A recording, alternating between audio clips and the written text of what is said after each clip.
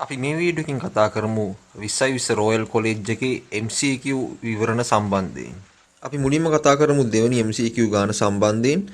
පළවෙනි MCQ ගාන ලේසි එක ඔයගොල්ලෝ හැමෝටම කරන්න පුළුවන්. ඒ වගේම තමයි පේපර් එකේ link එක මම description එකේ දාලා තිනවා.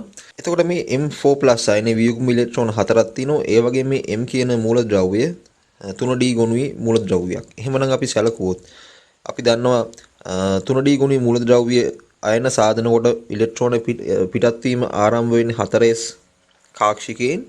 එහෙමනම් අපි මේ ආකාරයට කාක්ෂික නිරූපණයක් දක්වනවා. ඒතර අපි සැලකුවොත් 4s කාක්ෂිකයේ ඉලෙක්ට්‍රෝන නැහැ. ඒ වගේම 3D කාක්ෂිකයේ ඉලෙක්ට්‍රෝන දෙකක් තින්නවා. ඒ ඉලෙක්ට්‍රෝන දෙක වියුක්ම ඉලෙක්ට්‍රෝන ආකාරයෙන් පවතින ලෙස අපි සලකනවා. ඒතර අපි මේ කාක්ෂික නිරූපණය සිදු කරන්නේ M4+ කියන අයනයට. ඒතර අපි සැලකුවොත් M කියන ලෝහයට කාක්ෂික නිරූපණය අපිට පුළුවන් මේ ආකාරයට දක්වන්න. ඒතර ඉලෙක්ට්‍රෝන 4ක් ඉවත් කිරීමෙන් තමයි M4+ අයනය සාදන්නේ. එහෙමනම් ඉලෙක්ට්‍රෝන 4ක් මේ කාක්ෂික වලට එකතු කිරීමෙන් අපිට පුළුවන් M සඳහා කාක්ෂික නිරූපණය ලබා ගන්න. එතකොට අපි මේ කාක්ෂික පුරවද්දී 4s කාක්ෂිකයට අනිවාර්යෙන් ඉලෙක්ට්‍රෝන දෙන්නෙක් එන්න ඕන. ඒ වගේම ඉතිරි ඉලෙක්ට්‍රෝන දෙන්න අපි දැන් ඉලෙක්ට්‍රෝන 4ක් තමයි එකතු කරන්නේ මේ M4+ වල කාක්ෂික වලට. එහෙමනම් ඉලෙක්ට්‍රෝන දෙන්නෙක් එකතු වෙන්න ඕන 3D ගුණුවට මේ තීන ඉලෙක්ට්‍රෝන දෙන්නට අමතරව. ඒතර ඔයගොල්ලන්ට දැන් පේනවා මෙන්න මේ 3D ගුණුවේ තියෙන වියුග්ම ඉලෙක්ට්‍රෝන සම්පූර්ණයෙන්ම 4ක්. එහෙමනම් මේ M ලෝහය මත නැත්නම් M මූලද්‍රව්‍ය මත වියුග්ම ඉලෙක්ට්‍රෝන 4ක් පවතින්න ඕන. දැන් කතා කරමු තුන්වෙනි MCQ ගාන සම්බන්ධයෙන්. තුන්වෙනි MCQ ගානේ තියෙන්නේ ආරම්භයේදී 5.8ක මිශ්‍රණයක් තියෙනවා කැල්සියම් කාබනේට් සහ කැල්සියම් ඔක්සලේට් වලින්. එතකොට කැල්සියම් කාබනේට් තාප වියෝජනයට ලක්වීමෙන් කැල්සියම් ඔක්සයිඩ් සහ CO2 සාදන අපි ප්‍රතික්‍රියාව දන්නවා. නමුත් කැල්සියම් ඔක්සලේට් සැලකුත් එයා තාප වියෝජනයට ලක්වීමෙන් කැල්සියම් කාබනේට් සහ කාබන් මොනොක්සයිඩ් තමයි සාදන්නේ.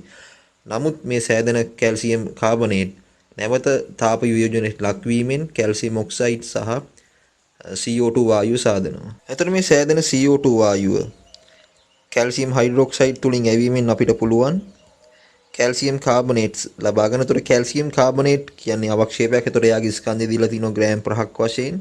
මේ ප්‍රතික්‍රියාව තුලනය කරද්දී අපිට ජලය කරන්න ඕන. එහෙමනම් මම සැලකුවොත් කැල්සියම් කාබනේට් වල මවුල ගන්න මවුල X ප්‍රමාණයක් තියෙනවා. ඒ වගේම කැල්සියම් ඔක්සලේට් වල ආරම්භක මිශ්‍රණයේ මවුල Y ප්‍රමාණයක් තියෙනවා. ඒ වගේම එහෙමනම් අපිට ගන්න පුළුවන් සෑදෙන CO2 මවුල ප්‍රමාණය මවුල X. කැල්සියම් ඔක්සලේට් තාප වියෝජනයේ ලැබෙන CO2 මවුල ප්‍රමාණය Y වශයෙන් ලබා ගන්න පුළුවන් ස්ටොයිකියෝමෙට්‍රික අනුපාත අනුව. දැන් අපිට පුළුවන් මේ දීලා තියෙන දත්ත වලට අනුව කැල්සියම් කාබනේට් මවුල ගාන ගණනය කරන්න. අපි දන්නවා ස්කන්ධය 5යි. එහෙමනම් කැල්සියම් කාබනේට් වල මෞලික ස්කන්ධය Cයි. එහෙනම් මේ අවස්ථාවේදී ලැබෙන කැල්සියම් කාබනේට් වල මවුල ගාන 5 වැඩි කිරීම 10 ඍණ 2යි. ඒ ආකාරයටම ස්ටොයිකියෝමෙට්‍රික අනුපාත 1:1 නිසා කැල්සියම් කාබනේට් සහ CO2 අතර අපි ලබා ගන්න පුළුවන් ආරම්භයේදී සෑදුණු කාබන් ඩයොක්සයිඩ් මුළු මවුල ගාන 5 වැඩි කිරීම 10 ඍණ 2යි මවුල වශයෙන්. එතකොට මේ සම්බන්ධය යොදා ගනිමින් අපිට පුළුවන් ගන්න අපි දන්නවා ආරම්භයේදී සෑදුණු මුළු CO2 ප්‍රමාණය x ධන y එන x ධන y සමානයි 5 වැඩි කිරීම 10 ඍණ 2යි. එතකොට මේ තියෙන්නේ අපේ පළවෙනි සමීකරණය. ඒ වගේම අපිට පුළුවන් මේ ආකාරයට තවත් සමගාමී සමීකරණයක් ලබා ගන්න. මිශ්‍රණයේ මුළු ස්කන්ධය සහ මිශ්‍රණයේ මුළු ස්කන්ධය 5.8යි ග්‍රෑම්. එහෙනම් අපි දන්නවා කැල්සියම් කාබනේට් මවුල ගාන x, කැල්සියම් ඔක්සලේට් මවුල ගාන y. එහෙමනම් අපිට ලියන්න පුළුවන් CIx ධන කැල්සියම් ඔක්සලේට් වල මෞලික ස්කන්ධය 128යි. 128යි y සමානයි 5.84යි වශයෙන් අපි ලබා ගන්න පුළුවන්. මේ තින් අපේ දෙවන සමගාමී සමීකරණ. මේ සමගාමී සමීකරණ දෙක විසඳීමෙන් අපිට පුළුවන් x සහ y සඳහා අදාළ අගයන් ලබා ගන්න. අපි එහෙමනම් දෙවන සමීකරණය අඩු කරනවා. පළමු සමීකරණය c ෙන් වැඩි කිරීමෙන් එහෙනම් අපි ලියන්න පුළුවන් 128යි y ඍණ ciy සමානයි 5.84 ඍණ 5ක් වශයෙන්. එහෙනම් අපි ලියන්න පුළුවන් අවසාන වශයෙන් සුළු කිරීමෙන් y සමානයි 0.84 බෙදීම 28ක් වශයෙන්. එහෙනම් අපිට y සඳහා අගය ලැබෙනවා මේ ප්‍රකාශනයේ සුළු කිරීමෙන් y සමානයි 3 වැඩි කිරීම 10 ඍණ 2ක් විදිහට. y සඳහා ලබාගත් අගය පළමු සමීකරණයට ආදේශ කිරීමෙන් අපිට පුළුවන් x සමානයි 2 වැඩි කිරීම 10 ඍණ 2ක් විදිහට අරගන්න පුළුවන්. එහෙමනම් අපි සැලකුවොත් කැල්සියම් ඔක්සලේට් වල මවුල භාගය මේ ආකාරයෙන් ලැබෙනවා. කැල්සියම් ඔක්සලේට් මවුල ගාන 3 වැඩි කිරීම 10 ඍණ 2යි. එතකොට මුළු මවුල ගාන අපි සැලකුවොත් 5 වැඩි කිරීම 10 ඍණ 2යි. එහෙනම් මවුල භාග අපි ලබා ගන්න පුළුවන් 0.6ක් වශයෙන්. හතරවෙනි MCQ ගාන සැලකුවොත් ඒකේ තියෙන්නේ හෙක්සේන් වල තාප යෝජනය නැත්නම් හෙක්සේන් වල දහන ප්‍රතික්‍රියාව සම්බන්ධයෙන්. එතකොට අපි දන්න ඕනෑම දහන ප්‍රතික්‍රියාවක එන්තැල්පි පර්යාසය කියන්නේ ඩෙල්ටා H අගේ සැලකුවොත් තාපදායි. අපි එහෙනම් දැන් බලමු ප්‍රතික්‍රියක පැත්තේ තියෙන වායු අණු සංඛ්‍යාව සම්බන්ධයෙන්. සම්පූර්ණයෙන් වායු අණු තියෙනවා 19ක්. ඔක්සිජන් වලින් ලැබෙන වායු අණු 19. එතකොට ප්‍රතිඵල පැත්තේ තියෙනවා වායු අණු 26ක්. එන අපි සැලකුවොත් මේ දහන ප්‍රතික්‍රියාව සිදු වනකොට වායු අණු ප්‍රමාණය වැඩි වෙනවා. එහෙමනම් පද්ධති අහඹුතාව වැඩි වෙන්න ඕන. මොකද වායු අණු ප්‍රමාණය වැඩි වෙනවා නම් පද්ධති අහඹුතාව වැඩි වෙනවා. පද්ධති අහඹුතාව වැඩි වෙනකොට ඩෙල්ටා S අගය එන්ට්‍රොපි වෙනස වැඩි වෙනවා. එහෙමනම් මේ එන්ට්‍රොපි වෙනස ලබා ගන්නේ ධන අගයක්. අපි එහෙමනම් යන් දැන් මේ ඩෙල්ටා G සමානයි ඩෙල්ටා H ඍණ උෂ්ණත්ව වාරයක් ඩෙල්ටා S කියන සමීකරණයට මේ සමීකරණයට මෙම සංකේත ආදේශ කිරීමෙන් අපිට පුළුවන් ඩෙල්ටා G වල අගය ධන හෝ ඍණ බව ලබා ගන්න. ඩෙල්ටා H වල අගය අපි දන්නවා ඍණ. ඒතර උෂ්ණත්වය මේ දහන ප්‍රතික්‍රියාව නිසා ධන අගයක් බවට පත් වෙනවා. ඩෙල්ටා S අගයත් ධන. එහෙනම් අපිට පුළුවන් මෙම ධන ඍණ ආයන සුළු කිරීමෙන් ඩෙල්ටා G වල අගය කුඩායි බිඳුවක් වශයෙන් ලබා ගන්න. එහෙමනම් අපිට අවසාන වශයෙන් කියන්න පුළුවන් ඩෙල්ටා H කුඩායි බිඳුවයි ඩෙල්ටා S විශාලයි බිඳුවයි. කියන්නේ ඩෙල්ටා H ඍණාගයක් ඩෙල්ටා S ධනාගයක්. ඒ වගේම ඩෙල්ටා G කුඩායි බිඳුවයි එහෙමනම් ඍණාගයක් බවට පත් වෙනවා. පස්වෙනි MCQ ගාන සැලකුවොත් එස්ටරයක් තමයි නම් කරන්න තියෙන්නේ. එහෙනම් මෙම කාබොනයිල් කාබන්ට අංක 1 ලැබෙන පරිදි තමයි කාබන් දාම නම් කරන්නේ. එතකොට මේ ආකාරයට කාබන් දාමේ සම්පූර්ණ වශයෙන් කාබන් පරමාණු 6ක් පවතිනවා. එතකොට එස්ටර කාණ්ඩය නම් කරද්දී අපි දන්නවා මෙම R කාණ්ඩය තමයි මුලින්ම සඳහන් කරන්නේ. එහෙනම් ඒ R කාණ්ඩේ මෙතිල්. ඉන්පසු අපිට ලැබෙනවා 2 සහ 3 ස්ථානවලදී බ්‍රෝමීන්. එහෙනම් 2 3 ඩයිබ්‍රෝමෝ වශයෙන් අපිට ලියන්න පුළුවන්. ඊට පස්සේ පස්වන කාබන් මත අපිට කාබොනයිල් කාබන් කෙනෙක් සම්බන්ධ වෙනවා. එහෙමනම් 5 ඔක්සෝ. එතකොට කාබන් දාමේ සම්පූර්ණ දිග 6යි. එහෙනම් හෙක්සනොයිට් වශයෙන් අපිට ලබා ගන්න පුළුවන් මේ එස්ටරේ නාමකරණය. 6 වෙනි MCQ ගාන සැලකුවොත් 6 වෙනි MCQ ගානේ වායු මිශ්‍රණ දෙකක් තියෙන එකම බදුනක් තුල. එතකොට කරාමයේ වසා ඇති අවස්ථාවේදී අපි සැලකුවොත් පළමු බෝලය තුල පීඩනය P1 සහ පරිමාව V1. එතකොට මවුල ගාන N1 බවට පත් වෙනවා. ඒ වගේම උෂ්ණත්වයේ T1 එම ගෝලයේ. දෙවන ගෝලයට ගියොත් දෙවන ගෝලේ පීඩනය පරිමාව සහ උෂ්ණත්වය සහ මවුල ගාන දීලා තිනවා. එතකොට මේ කරාමය විවෘත කරාට පස්සේ වායු දෙක හොඳින් මිශ්‍ර වෙලා ප්‍රතික්‍රියාවක් රහිතව තමයි මිශ්‍ර වෙන්නේ. එතකොට මිශ්‍ර වුණාට පස්සේ අපිට ලැබෙනවා P3 සමස්ත පීඩනය සහිත වායු මිශ්‍රණයක්. එතකොට මුළු මවුල සංඛ්‍යාව සැලකුවොත් එම අවසාන වායු මිශ්‍රණේ N1 ධන N2 ලෙස අපිට ගන්න පුළුවන්. මොකද ප්‍රතික්‍රියාවක් සිදු නොවන නිසා. එහෙනම් අපිට පුළුවන් පළමු බදුනට PV සමාන N යොදන්න. එතකොට අපිට ලැබෙන්නේ මේ ආකාර ප්‍රකාශනයේ P1 V1 සමානයි N1 RT1. එහෙනම් අපිට ලියන්න පුළුවන් N1 සමානයි P1 V1 බෙදීම RT1 වශයෙන්. ඒ ආකාරයෙන්ම අපි යෙදුවොත් PV සමාන nRT දෙවන බදුනට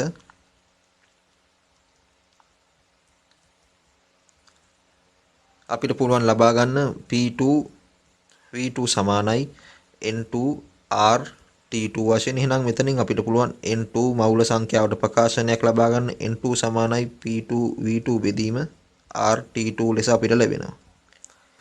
ඉන්පසු අපි අවසාන අවස්ථාවට කියන්නේ කරාමයේ විවෘත කළා වායු හොදින් මිශ්‍ර වෙන්න ඉඩරියට පස්සේ ලැබෙන වායු මිශ්‍රණයට අපි දානවා PV සමානයි nRT සමීකරණය. එතකොට අපිට පුළුවන් එහෙමනම් අපි දන්න අවසාන පීඩනය P3 අවසාන බදුනේ මුළු පරිමාව සැලකුවොත් V1 ධන V2 මුළු මවුල සංඛ්‍යාව N1 ධන N2 එතකොට අවසාන පීඩනය අවසාන උෂ්ණත්වය සැලකුවොත් T3 එහෙමනම් අපිට පුළුවන් N1 සහ N2 වලට ලබාගත් මේ ප්‍රකාශන ආදේශ කරන්න මෙම අවසාන ඉනින් ලබාගත් ප්‍රකාශනයට එතකොට අපිට ලැබෙනවා මේ ආකාරයට P3 වාරයක් V1 ධන V2 සමානයි මේ ප්‍රකාශනයේ වාරයක් RT3 ලෙස. එහෙනම් අපිට පුළුවන් සර්වත වායු නියත ඉවත් කරන්න. එහෙනම් අපිට පුළුවන් මේ T3 වලින් මේ ප්‍රකාශනය සුළු කරන්න. එතකොට අපිට ලැබෙන්නේ මේ ආකාරයට පොදු හරය වශයෙන් ලැබෙනවා T1 වාරයක් T2. එතකොට ලැබෙන P1 V1 T2 T3 ධන P2 V2 T1 T3 මේ ආකාරයට තමයි අපිට ලවය ලැබෙන්නේ. ඒතර හරය වශයෙන් ලැබෙනවා T1 T3. ඒතර ලබාගත් මේ ප්‍රකාශනයේ තවදුරටත් සුළු කිරීම අපිට මේ ප්‍රකාශනය ලබා ගන්න පුළුවන්. ඒතර අපිට පේනවා මේ V1 අවස්ථා දෙකක් තියෙනවා. එහෙනම් ඒ අවස්ථා දෙකෙන් අපිට පුළුවන් V1 පොදු වශයෙන් එළියට ගන්න. ඒතර අපිට ලැබෙනවා P3 T1 T2 ඍණ P1 T2 3T සමානයි V2 වාරයක් P2 T1 T3 ඍණ P3 T1 T2 වශයෙන්.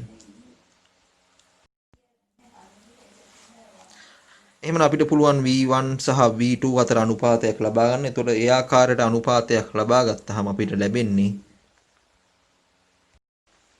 එතකොට අපිට අවසාන වශයෙන් ලැබෙන්නේ V2 බෙදීම V1 සඳහා මේ ප්‍රකාශනය. අපි හිමනම් දැන් 7 වෙනි MCQ ගාන සලකමු. 7 වෙනි MCQ ගානේ පළවෙනි ප්‍රකාශය තමයි පවතින සියලුම කාබන් පරමාණු සියල්ලම sp2 මොහොමුකරණය ඇති විට ඒවා එකම තලයක පිහිටනවා කියලා. එහෙනම් අපි ගමු මේ අණුව C4යි H8.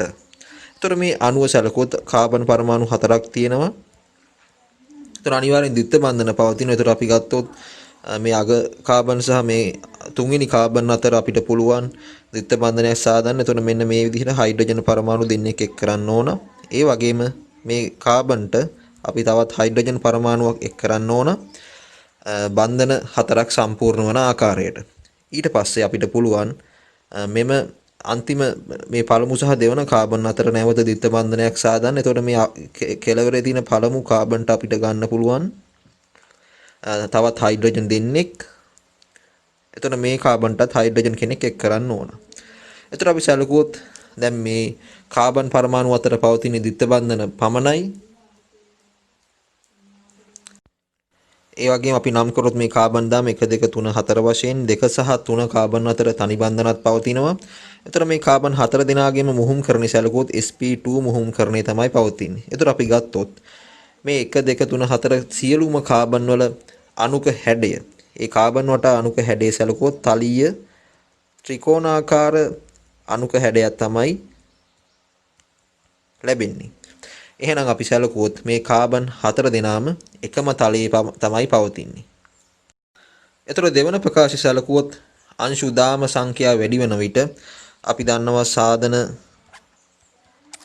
බන්ධන ප්‍රමාණය වැඩි වෙනවා. ඒ ආකාරයට බන්ධන වැඩි වෙන විට අපිට කියන්න පුළුවන් තාපාංකය වැඩි වෙනවා කියලා.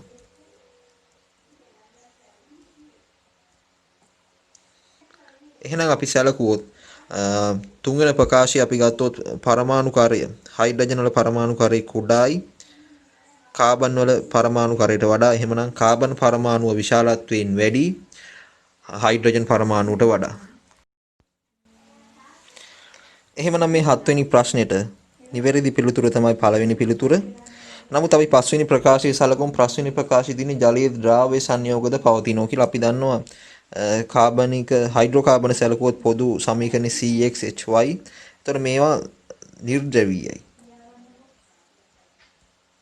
එතකොට ජලය සැලකුවොත් ජලය ද්‍රවීයයි. එම නිසා හයිඩ්‍රෝකාබන ජලය තුල දියවීමක් සිදුවන්නේ නැහැ. දැන් සලකමු 8 වෙනි MCQ ගාන සම්බන්ධයෙන්. මේ වගේ ගානක් අපි 2012 8 වෙනි ගානේදීත් හැදුවා. එතන මුලින්ම සැලකුවොත් Mn+ MO2+ බවට පත් වෙනවා. ඒ අර්ධ ප්‍රතික්‍රියාව තුලනය කරන්න ඕන. එහෙනම් අපි ජලාණුවක් එකතු කරනවා ප්‍රතික්‍රියක පැත්තට. එතකොට අපිට පුළුවන් ඔක්සිජන් ප්‍රමාණය තුලනය කරගන්න. ඊට පස්සේ හයිඩ්‍රජන් තුලනය කරන්න අපි H+ දෙකක් එකතු කරනවා ප්‍රතිඵල පැත්තට. ඉන්පසු අවසාන වශයෙන් අපිට කියන්න පුළුවන් මේ ප්‍රතික්‍රියාව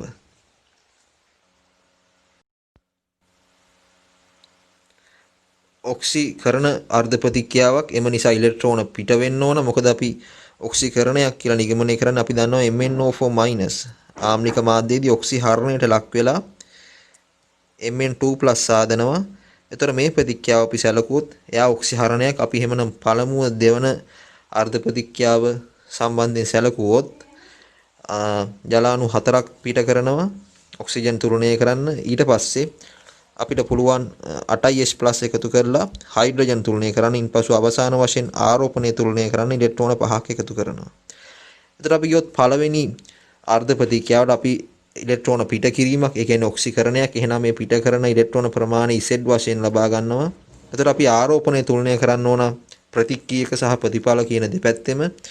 එතකොට ප්‍රතිඵල පැත්තේ ආරෝපණය සැලකුවොත් අපිට ලැබෙනවා ප්‍රතිඵල පැත්තේ ආරෝපණය 4 ඍණ Z වශයෙන් අපි දන්නවා ඉලෙක්ට්‍රෝනයක ආරෝපණය ඍණ 1යි. එතකොට Z ඉලෙක්ට්‍රෝන ප්‍රමාණයක් තියෙන නිසා 4 ඍණ Z වශයෙන් ගන්න පුළුවන්. එතකොට මේ ආරෝපණය සමාන වෙන්න ඕන n වලට. එහෙනම් අපිට ගන්න පුළුවන් Z සමානයි 4 ඍණ n වශයෙන්. එතකොට මේ තියෙන අපේ පළවෙනි අර්ධ ප්‍රතික්‍රියාව, මේ තියෙන දෙවන අර්ධ ප්‍රතික්‍රියාව. එතකොට සමස්ත ප්‍රතික්‍රියාව ලබා ගන්නකොට අපි මොකද්ද කරන්නේ? මේ පළවෙනි අර්ධ ප්‍රතික්‍රියාව වැඩි කරන්න ඕන 5න්.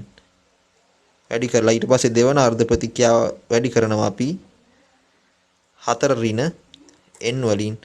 ඒකට හේතුව තමයි අපි සමස්ත අර්ධ ප්‍රතික්‍රියාව ලබා ගන්නකොට ඉලෙක්ට්‍රෝන සියල්ල අවසන් වෙන්න ඉවර වෙලා තියෙන්න ඕන. එහෙනම් අපිට පුළුවන් මේ Mn+ සහ MnO4- අතර ස්ටොයිකියෝමිතික අනුපාතය ලබා ගන්න. Mn+ වල අපිට ලැබෙනවා ස්ටොයිකියෝමිතික සංගුණකය 5ක් වශයෙන්. එතකොට MnO4- වල ස්ටොයිකියෝමිතික සංගුණකය අපිට ලැබෙනවා 4 ඍණ n වශයෙන්. එහෙනම් අපි ගත්තොත් අපිට අගයන් දීලා තිනවා MnO4- වල සාන්ද්‍රණය සහ පරිමාව. සාන්ද්‍රණය සැලකුවොත් 0.08යි ඝන ඩෙසිමීටරයට මවුල. පරිමාව සැලකුවොත් යොදාගෙන තිබෙන පරිමාව 50යි ඝන සෙන්ටිමීටර. එහෙනම් අපි ඝන ඩෙසිමීටර වල පරිවර්තනය කරන්න ඕනේ. ඒතර 10 ඍණ 3න් ගුණ කරනවා. එහෙනම් මවුල සංඛ්‍යාව MnO4- වල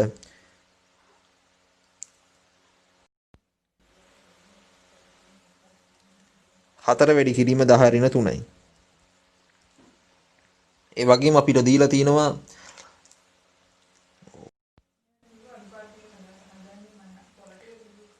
Mn+ වල මවුල සංඛ්‍යාව අපිට දීලා තියෙනවා 0.01යි.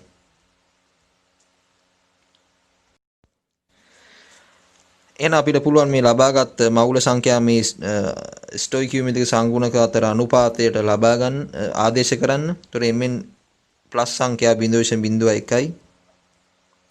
MnO4- ප්‍රමාණය 4 වැඩි කිරීම 10 ඍණ 3යි.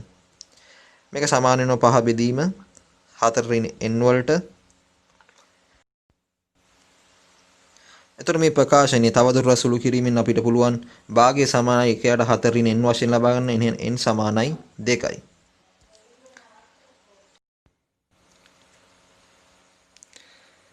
දැන් කතා කරමු 9 වෙනි MCQ ගාන සම්බන්ධයෙන්. 9 වෙනි MCQ ගාන සැලකුවොත් අපිට මවුල අනුපාතයක් ලබා දීලා තිනවා මිතේන් සහ ප්‍රොපේන් අතර. එහෙමනම් අපි සලකනවා මිතේන් වල මවුල සංඛ්‍යාව x වශයෙන්, ප්‍රොපේන් වල මවුල සංඛ්‍යාව. එහෙමනම් අපිට මේ මවුල අනුපාතයෙන් ලබා ගන්න පුළුවන් 3x වශයෙන්.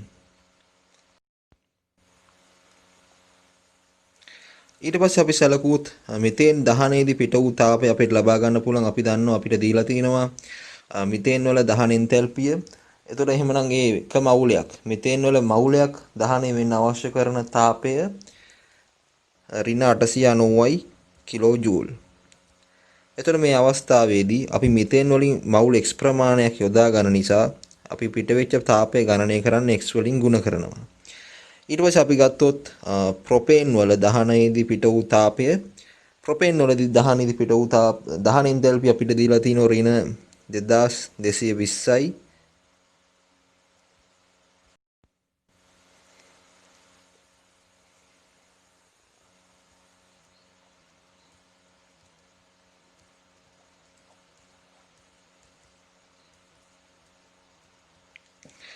එතකොට ප්‍රොපේන් වල අපි යොදාගත්ත මවුල ප්‍රමාණය 3x මවුල ප්‍රමාණයක් අපි යොදාගත්තා.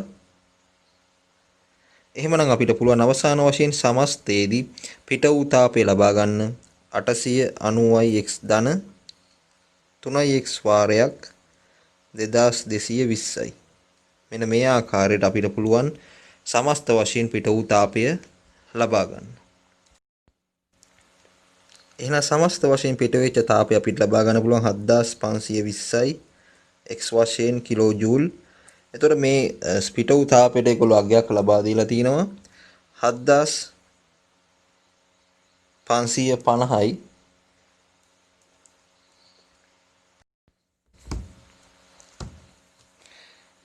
හතයි දශම පහයි පහ වැඩි කිරීම 10යි 4ක් වශයෙන් කිලෝ ජූල්. එහෙනම් අපිට පුළුවන් x සඳහා අවශ්‍ය කරන අගය ලබා ගන්න. x සමාන 7.55 වැඩි කිරීම 10යි 4 සම්පූර්ණයෙන් බෙදීම 7520යි.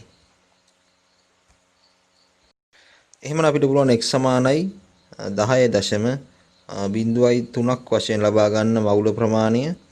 එහෙනම් CH4 මෙතෙන් වලින් යොදාගත්ත මවුල සංඛ්‍යාව 10.03යි. ඒ වගේම ප්‍රොපේන් වලින් යොදාගත්ත මවුල සංඛ්‍යාව සැලකුවොත් අපිට ගන්න පුළුවන් 30.9යි මවුල වශයෙන්.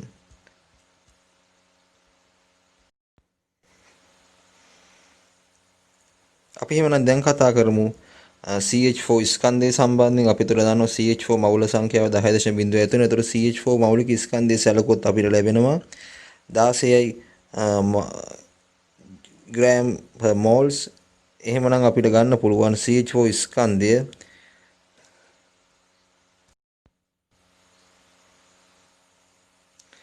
අපි එහෙමනම් දැන් බලමු ප්‍රොපේන් වල ස්කන්ධය. ප්‍රොපේන් වල මවුල සංඛ්‍යාව 30.08. ඒතර ප්‍රොපේන් වල මෞලික ස්කන්ධය සැලකුවොත් අපිට ලැබෙනවා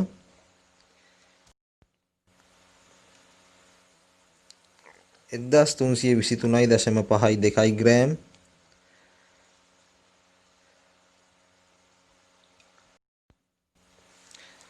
එහෙනම් අපිට පුළුවන් අවසාන වශයෙන් අවශ්‍ය කරන මුළු ස්කන්ධය 1.48යි කිලෝග්‍රෑම් වශයෙන් ලබා ගන්න මේ මෙතේන් සහ ප්‍රොපේන් මිශ්‍රණයෙන් අවශ්‍ය කරන ස්කන්ධය. අපි දැන් කතා කරමු 11 වෙනි MCQ ගාන සම්බන්ධයෙන්. එතකොට සිල්වර් ක්‍රොමේට් වල ද්‍රව්‍යතාව තමයි අපිට සොයන්න තියෙන්නේ. ඒ දීලා තියෙන අවස්ථාවවලදී එතකොට පළමු අවස්ථාව සැලකුවොත් ඇමෝනියා දියර එක් කරාම අපි දන්නවා Ag+ සහ ඇමෝනියා අතර මේ ආකාරයට සංඝ සංකීර්ණයක් ඇති වෙනවා දායක බන්ධන සාදමින්. ඒ වගේම සිල්වර් ක්‍රොමේට් සැලකුවොත් එයා මේ ආකාරයට තමයි ජලයේදී අයනීකරණයට ලක් වෙන්නේ. Ag+ සහ ක්‍රොමේට් අයනයේ බවට පත් වෙනවා. එහෙමනම් මේ පළමු ප්‍රතික්‍රියාව නිසා මේ පළමු සමතුලිතය නිසා Ag+ අයන සාන්ද්‍රණය අඩු වෙනවා. එම නිසා AgCrO4 සිල්වර් ක්‍රොමේට් ජලයේ දියවීම නැත්නම් ඇමෝනියා තුල දියවීම වැඩි වෙනවා. ඒක අපි අධ්‍යයනය කරන්නේ ලේ චැටලියේ මූලධර්මයට අනුව පළමු සමතුලිතය නිසා Ag+ සාන්ද්‍රණය අඩු වෙනවා. එම අඩු වෙන සාන්ද්‍රණය පුරවන්න තමයි සිල්වර් ක්‍රොමේට් තව දුරටත් ජලයේ දිය වෙන්නේ. එතකොට B අවස්ථාව සැලකුවොත් සිල්වර් නයිට්‍රේට් තමයි ඉන්නේ. නිල සිල්වර් නයිට්‍රේට් මගින් පොදු අයන ආචරණය තියෙනවා. ඒ කියන්නේ Ag+ සහ නයිට්‍රේට් බවට පත් වෙනවා මේ සිල්වර් නයිට්‍රේට්. එතකොට මේ පොදු අයන ආචරණය නිසා සිල්වර් ක්‍රොමේට් ජල ද්‍රව්‍යතාව නැත්නම් සිල නයිට්‍රේට් ද්‍රාවණය තුල දියවීම අඩු වෙනවා. එතකොට මේ දියවීම සිදුවන විට අපි දන්නවා KSP ප්‍රකාශනය ලියුවොත් මේ ආකාරයට තමයි KSP ප්‍රකාශනය අපිට ලැබෙන්නේ. මේ ප්‍රතික්‍රියාව සඳහා Ag+ වල සාන්ද්‍රණයේ වර්ගයේ වාරයක් CrO4 2- වල සාන්ද්‍රණය. එතකොට අපි සැලකුවොත් අපිට පුළුවන් අපිට දීලා තියෙන සිල නයිට්‍රේට් වල සාන්ද්‍රණය 0.1යි. එහෙමනම් සිල ප්ලස් වල සාන්ද්‍රණයක් 0.1යි. එහෙනම් අපිට ගන්න පුළුවන් CrO4 2- වල සාන්ද්‍රණය මේ ආකාරයට ප්‍රකාශනයක් ලබා ගන්න පුළුවන් KSP බෙදීම 0.1 සම්පූර්ණ වර්ගයේ වශයෙන්. එතකොට මේ අවස්ථාවේදී අපි මොකද්ද කරන්නේ? අපි සිල්වර් ක්‍රොමේට් වලින් ලැබෙන Ag+ ප්‍රමාණය නොසලකා හරිනවා. තුන්වෙනි අවස්ථාවේ තියෙන සෝඩියම් ක්‍රොමේට් ජලයේදී ප්‍රබල අයනීකරණය වෙනවා. එතකොට මේ ආකාරයට තමයි තුන්වෙනි අවස්ථාවේදී සෝඩියම් ක්‍රොමේට් මේ ආකාරයට අයනීකරණයට ලක් වෙනවා. එතකොට මේ ආකාරයට අයනීකරණයට ලක් වුණාට පස්සේ අපි සැලකුවොත් මේ සමතුලිතය තමයි සිද්ධ වෙන්නේ. එහෙනම් අපිට පුළුවන් අපිට දීලා තියෙන සෝඩියම් ක්‍රොමේට් වල සාන්ද්‍රණය 0.1යි. එහෙනම් අපිට ගන්න පුළුවන් ක්‍රොමේට් වල සාන්ද්‍රණයක් 0.1ක් වශයෙන්. ක්‍රොමේට් අයනයේ සාන්ද්‍රණය 0.1යි ගන්න ඩෙසිමීටරයට මවුල්. ඒතර අපි මේ ප්‍රකාශනයේ යෙදුවොත් මේ සමතුලිතතාවට KSP සමානයි සිල ප්ලස් වල සාන්ද්‍රණයේ වර්ගයේ වාරයක් ක්‍රොමේට් වල සාන්ද්‍රණය. අපි දැන් මේ අවස්ථාවේදී සිල්වර් ක්‍රොමේට් වලින් ලැබෙන ක්‍රොමේට් අයන ප්‍රමාණය නොසලකා හරිනවා. එතකොට ක්‍රොමේට් ලැබෙන්නේ සෝඩියම් ක්‍රොමේට් වලින් පමණයි. එයාගෙන් ලැබුණු ක්‍රොමේට් ප්‍රමාණය 0.1යි. එහෙනම් අපිට ගන්න පුළුවන් Ag+ වල සාන්ද්‍රණය සමානයි මේ අවස්ථාවේදී KSP බෙදීම 0.1 හි සම්පූර්ණ වර්ගයේ වශයෙන්. එහෙනම් අපිට කියන්න පුළුවන් මේ ප්‍රකාශන දෙක සලකා බැලීමෙන් සෝඩියම් ක්‍රොමේට් එකතු කරන අවස්ථාවේදී ද්‍රව්‍යතාව. එහෙනම් අපිට මේ ප්‍රකාශන වලින් ලබා ගන්න පුළුවන් B වල ද්‍රව්‍යතාව කුඩායි C වල ද්‍රව්‍යතාවයට වඩා. අපි දන්නවා KSP කියන්නේ ඉතාමත් කුඩා අගයක් මේ සිල්වර් ක්‍රොමේට් අයනය සඳහා. අපි එහෙනම් අවසාන අවස්ථාව සලකමු ආශ්‍රිත ජලයේදී. අපි දන්නවා ආශ්‍රිත ජලයේදී අපි කලින් සලකපු සමතුලිතතාවමයි සිදු වෙන්නේ. සිල්වර් ක්‍රොමේට් මේ ආකාරයට Ag+ සාදමින් සහ ක්‍රොමේට් අයනය සාදමින් අයනීකරණයට ලක් වෙනවා. එතකොට අපි සැලකුවොත් KSP ප්‍රකාශනය මේ ආකාරයට ලැබෙන්නේ KSP සමානයි Ag+ වල වර්ගයේ වාරයක් ක්‍රොමේට් අයනයේ සාන්ද්‍රණය. එහෙමනම් අපිට කියන්න පුළුවන් මේ D වල සාන්ද්‍රණය කුඩායි A වල සාන්ද්‍රණයට වඩා.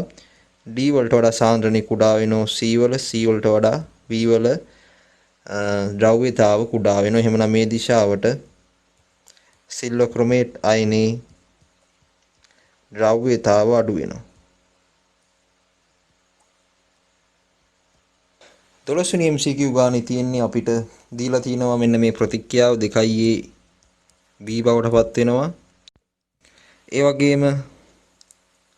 වගේම අර්ධායු කාලේ දීලා තිනවා තප්පර 20ක් වශයෙන්. එතකොට ඒගොල්ලෝ අහන්නේ තප්පර 80කට පසු ඒ වැයවීම ශ්‍රීගතාව. අපි දන්නවා මේක පළමු පෙළ ප්‍රතික්‍රියාවක්. අපිට ඒක දීලා තිනවා. එහෙමනම් කියන්න පුළුවන් ප්‍රතික්‍රියාව ශ්‍රීගතාව සමානුපාතිකයි ඒ වල සාන්ද්‍රණයට. එතකොට ආරම්භයේදී තියෙනවා A යම්කිසි සාන්ද්‍රණයක්. එතකොට තප්පර 20කට පසු එය A බෙදීම 2ක් බවට පත් වෙනවා. තවත් තප්පර 20කට පසු එම ප්‍රමාණය A බෙදීම 4ක් බවට පත් වෙනවා. තවත් තප්පර 20කට පසු එම ප්‍රමාණය A බෙදීම 8ක් බවට පත් වෙනවා. දැන් සම්පූර්ණ වශයෙන් තප්පර 60ක් ගත වෙලා තියෙන. ඉන්පසු තප්පර තවත් 20කට පස්සේ මේ ප්‍රමාණය A බෙදීම 16ක් බවට පත් වෙනවා. එතකොට ආරම්භක සාන්ද්‍රණය අපි ගමු R1 කියලා. එහෙනම් R1 සමානුපාතිකයි A වලට. ඉන්පසු A වල සාන්ද්‍රණය ඉන්පසු අපි ලබනවා තප්පර 80කට පසු සාන්ද්‍රණය අපි දන්නවා A බෙදීම 16යි. එහෙනම් ඒ නව ශ්‍රීගතාව අපි ගන්නවා R2 ලෙස. එහෙනම් අපි සැලකුවොත් R1 සහ R2 අතර අනුපාතය අපිට පුළුවන් මේ ආකාරයෙන් ලබා ආදේශ කරන්න. එතකොට අපි ගත්තොත් R2 වලට අපි ලබා ගත්ත R2 සමානුපාතිකයි A වල සාන්ද්‍රණයේ බෙදීම 16යි, R1 සමානුපාතිකයි A වලට. එhmenan මේ අගයන් ආදේශ කිරීමෙන් අපිට පුළුවන් අරගන්න 16න් 1 වැඩි කිරීම 100ට ප්‍රමාණයකින් වැඩි වෙනවා. ඒ කියන්නේ ආරම්භක ප්‍රමාණයෙන් 6.25ක් ප්‍රමාණයක් බවට පත් වෙනවා. ඒ වැයවීමේ ශ්‍රීගතාව. 13 වෙනි MCQ ගාන සැලකුවොත් අපිට මේ ප්‍රතික්‍රියාව දීලා තියෙනවා. එතන මේ ප්‍රතික්‍රියාව ශ්‍රීගතාව සඳහා ප්‍රකාශනයක් අපිට දීලා තියෙනවා. ශ්‍රීගතාව සමානයි ශ්‍රීගතා නියතයේ වාරයක් A වල සාන්ද්‍රණය වාරයක් B වල සාන්ද්‍රණයේ වර්ගය. ඊට පස්සේ අපි ගියොත් අපිට දීලා තියෙනවා අනුපාත 2:3යි කියලා A සහ B අතර. එහෙමනම් අපි අරගන්නවා ආරම්භක A ප්‍රමාණය 2x වශයෙන්, ආරම්භක B ප්‍රමාණය 3x වශයෙන් ලබා ගන්නවා. ඊට පස්සේ අපි ගන්නවා ප්‍රතික්‍රියා කරන ප්‍රමාණය A වලින් 2y ප්‍රමාණය ප්‍රතික්‍රියා කරනවා. මෙතන ස්ටොයිකියෝමෙට්‍රික සංගුණකයට සමානවර පරිදි තමයි අරගන්නේ අපේ සුළු කිරීමේ පහසුවට. ඊට පස්සේ B වලින් ප්‍රතික්‍රියා කරන ප්‍රමාණය 3y ලෙස ලබා ගන්න පුළුවන් ස්ටොයිකියෝමෙට්‍රික අනුපාතය අනුව. එහෙමනම් C වලින් හැදෙනවා 2y ප්‍රමාණයක්, ඒ වගේම D වලින් සෑදෙනවා y ප්‍රමාණයක්. ඉන්පසු අවසාන මවුල ප්‍රමාණය සැලකුවොත් 2x ඍණ 2y ප්‍රමාණයක් ඉතිරි වෙනවා A වලින්, B වලින් 3x ඍණ 3y ප්‍රමාණයක් ඉතිරි වෙනවා. ඒ වගේම C වලින් 2y සහ D වලින් y මවුල ප්‍රමාණයක් ඉතිරි වෙනවා. දැන් අපි ආරම්භක සහ අවසාන අවස්ථා සලකමු පද්ධතිය. ආරම්භක අවස්ථාව සැලකුවොත් A වලින් ඉන්නවා 2x ප්‍රමාණයක්, B වලින් ඉන්නවා 3x ප්‍රමාණයක්. එතකොට ඒ වගේම මේ ප්‍රතික්‍රියාව ඉවරුණාට පස්සේ A වලින් අපි සැලකුවොත් අපි ගත්තා ඉන්නවා 2x ඍණ 2y ප්‍රමාණයක්, B වලින් ඉන්නවා 3x ඍණ 3y ප්‍රමාණයක්. එතකොට ආරම්භක පීඩනය සැලකුවොත් P0. එතකොට අවසාන පීඩනයේ ප්‍රතික්‍රියාව මේ දක්වා ඉවරුණාට පස්සේ පීඩනය අපි දීලා තිනවා 4යි P0 බෙදීම 5ක් වශයෙන්. එතකොට මේ අවස්ථාවේදී ප්‍රතික්‍රියාවේ නැත්නම් ශ්‍රීගතාව අපි ගන්නවා R1 ලෙස. එතකොට ආරම්භක ශ්‍රීගතාව ගන්නවා කැපිටල් R ලෙස. ඊට පස්සේ අපිට පුළුවන් ආරම්භක අවස්ථාවට PV සමානයි RT එක් කරන්න. පීඩනය අපි දන්නවා P0, පද්ධති පරිමාව V, මුළු මවුල සංඛ්‍යාව 5x RT. එතකොට මේ ප්‍රතික්‍රියාව සිදු වෙද්දී උෂ්ණත්වයේ සහ පරිමාවයේ කිසිදු වෙනසක් සිදුවන්නේ නැහැ. එහෙමනම් අපිට පුළුවන් අවසාන අවස්ථාවට PV සමානයි nRT එක් කරන්න. එතකොට අවසාන අවස්ථාවට PV සමාන nRT එක් කරාට පස්සේ අපි දන්නවා අවසාන පීඩනය අපිට දීලා තිනවා 4යි P0 බෙදීම 5යි. එතකොට පරිමාව වෙනස් වෙන්නේ නැහැ. ඒ වගේම පද්ධතියේ තියෙන මුළු මවුල සංඛ්‍යාව සැලකුවොත් අපිට ගන්න පුළුවන් මේ ඉතිරිලා තියෙන ABCD වල මවුල ප්‍රමාණය. එම මුළු මවුල ප්‍රමාණය අපි එකතු කරොත් අපිට ලැබෙනවා 5x ඍණ 2y වශයෙන්. එතකොට RT ගුණිතයේ කිසිදු වෙනසක් සිදුවන්නේ නැහැ. මොකද T උෂ්ණත්වයේ වෙනසක් සිදු නොවන නිසා. ඊට පස්සේ අපි ගන්නවා මේ ආරම්භක අවස්ථාව ප්‍රකාශනය 1, අවසාන අවස්ථාවට 2 කියලා අරගන්නවා ප්‍රකාශනය. මේ 1 සහ 2 බෙදීමෙන් අපිට පුළුවන් මෙන්න මේ ආකාරයට සම්බන්ධය ලබා ගන්න. x සහ y අතර x සමානයි 2y වශයෙන් ලබා ගන්න පුළුවන්. ඒක ඕගොල්ලෝ ගාන සුළු කරද්දී බලන්න ඕගොල්ලන්ට ඒ උත්තරේ ලබා ගන්න පුළුවන් x සමානයි 2y කියන පිළිතුර. ඊට පස්සේ අපි ප්‍රතික්‍රියාව අවසාන ප්‍රතික්‍රියාවේ ශ්‍රීගතාව සඳහා ප්‍රකාශනය ලියනවා. දැන් අපිට පුළුවන් R1 සඳහා ප්‍රකාශනය ලබා ගන්න. R1 සමානුපාතිකයි 2x ඍණ 2y වල වාරයක් 3x ඍණ 3y වල සම්පූර්ණ වර්ගය. අපිට මේ ප්‍රකාශනය දෙස බලාගෙන අපිට පුළුවන් R1 ප්‍රකාශනය ලබා ගන්න. එහෙමනම් අපිට පුළුවන් මේ y සමානයි x බෙදීම 2ක් වශයෙන් උක්ත කරගන්න මේ ප්‍රකාශනයෙන්. ඊට පස්සේ y ස්ථාන වලට අපි x ආදේශ කරනවා. එහෙනම් අපිට පුළුවන් මෙන්න මේ විදිහට R1 සඳහා නව ප්‍රකාශනය ලබා ගන්න. R1 සමානුපාතිකයි 2x ඍණ x වාරයක් 3x ඍණ 3x බෙදීම 2යි සම්පූර්ණ වර්ගයේ වශයෙන්. එහෙමනම් ඒක තව දුරටත් සුළු කිරීමෙන් පුරවන ලබා ගන්න R1 සමානුපාතිකයි x වාරයක් 3x බෙදීම 2 සම්පූර්ණ වර්ගයේ වශයෙන් මේ ප්‍රකාශනය අපි ගන්නවා 1 කියලා. එතකොට r සඳහා අපිට ප්‍රකාශන ලබා ගන්න පුළුවන්. ඒ කියන්නේ ආරම්භක ප්‍රතික්‍රියාවේ ශීඝ්‍රතාව r සමානයි k වාරයක් 2x වාරයක් 3x වල සම්පූර්ණ වර්ගය.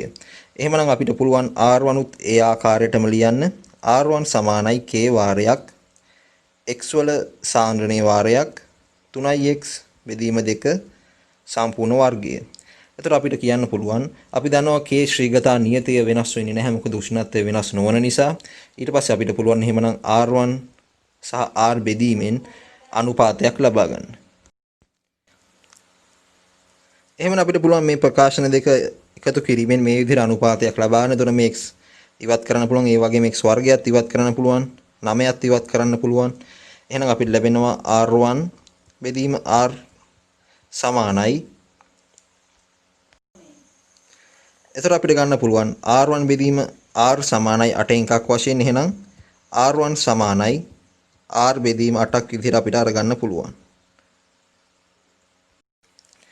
ඒ වගේම අපිට r ප්‍රකාශනය ලියන්න පුළුවන් p නෝට් යොදා ගනිමින්. අපි දන්නවා r සමානයි දැන් k වාරයක් 18යි x ඝනයේ වශයෙන්. එතකොට අපි PV සමාන nRT යෙදුවොත් ආරම්භක අවස්ථාවට මේ විදිහට තමයි ලැබෙන්නේ. අපි දන්නවා ආරම්භක පීඩනය p නෝට් v වාරයක් මුළු මගුල සංඛ්‍යාව 5x rt. එහෙනම් අපිට කියන්න පුළුවන් v rt කියන පද නියත නිසා වෙනස් නොවන නිසා අපි ලියන්න පුළුවන් p නෝට් සමානයි k වාරයක් 5x වශයෙන්. එහෙනම් අපිට පුළුවන් මෙම x වලට x උක්ත කරන්න x සමානයි අපිට ගන්න පුළුවන් p නෝට් බෙදීම 5යි k ලෙස ලබා ගන්න පුළුවන්. එතකොට අපිට ලියන්න පුළුවන් r1 සමානයි r කියන්නේ 18යි k වාරයක් x ඝනය බෙදීම 8 ලෙස. එතකොට x කියන්නේ p නෝට් බෙදීම 5යි k. එහෙමනම් අපිට ඒක තවදුරටත් x සඳහා මේ අගේ ආදේශ කිරීමෙන් අපිට පුළුවන් ගන්න 18යි k බෙදීම 18 වාරයක් p නෝට් ඝනය බෙදීම 5 ඝනය කියන්නේ 125යි k ඝනය ලෙස. එතකොට අපිට එහෙමනම් මේ ප්‍රකාශනය සුළු කිරීමෙන් ගන්න පුළුවන් r1 සමානයි 9යි p නෝට් ඝනය බෙදීම 500යි k වර්ගයේ වශයෙන්. ඒ කියන්නේ අපිට කියන්න පුළුවන් r1 සමානුපාතිකයි මෙම අගයට 9යි බෙදීම 9යි p නෝට් ඝනයේ බෙදීම 500ට සමානුපාතික වෙනවා. 14 වෙනි MCQ ගාන සැලකුවොත් පළවෙනි ප්‍රකාශයේ තියෙන ඇමෝනියා ඔක්සිජන් සමග ඔක්සිකරණය තාප අවශෝෂිතයි කියලා. ඒතර අපි දන්නවා මේ ප්‍රතික්‍රියාව සැලකුවොත් නයිට්‍රජන් මොනොක්සයිඩ් සෑදෙනවා ජලය සමග. ඒතර මේ ප්‍රතික්‍රියාව තාප දායි ප්‍රතික්‍රියාවක්. ඒතර පළමු ප්‍රකාශයේ වැරදි ප්‍රකාශයක් බවට පත් වෙනවා. ඒ වගේම අපි විද්‍යාගාරයේදී ඇමෝනියා සහ O2 අතර ප්‍රතික්‍රියාවට කොපර් ලෝහය යොදා ගන්නවා. නමුත් කාර්මිකව HNO3 නිෂ්පාදනයේදී අපි යොදාගන්නේ ඇමෝනියා සමග ප්‍රතික්‍රියාවට ප්ලැටිනම් උත්ප්‍රේරකය හෝ RH රුතීනියම් උත්ප්‍රේරකය. එහෙමනම් පළමු ප්‍රකාශයේ වැරදි ප්‍රකාශයක් වෙනවා. තුන්වෙනි ප්‍රකාශයත් වැරදි ප්‍රකාශයක් වෙනවා. එතකොට හතරවෙනි ප්‍රකාශය සැලකුවොත් ද්‍රව වාතය භාගික ආසවණයෙන් අපිට පුළුවන්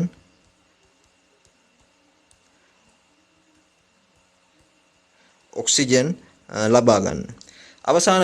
අවසාන ප්‍රකාශනයේ සැලකුවොත් O2 මගින් HNO2 අම්ල HNO3 බවට පත් වෙන. ඒතකොට අපි ගත්තොත් HNO2 HNO3 බවට පත්වීම අපි දන්නවා මේ නයිට්‍රජන් වල ඔක්සිකරණ අවස්ථාව ධන 3යි. මේ නයිට්‍රජන් වල ඔක්සිකරණ අවස්ථාව ධන 5යි. එහෙමනම් මේ තියෙන්නේ ඔක්සිකරණ ප්‍රතික්‍රියාවක්. ඔක්සිහරණයක් නෙමෙයි.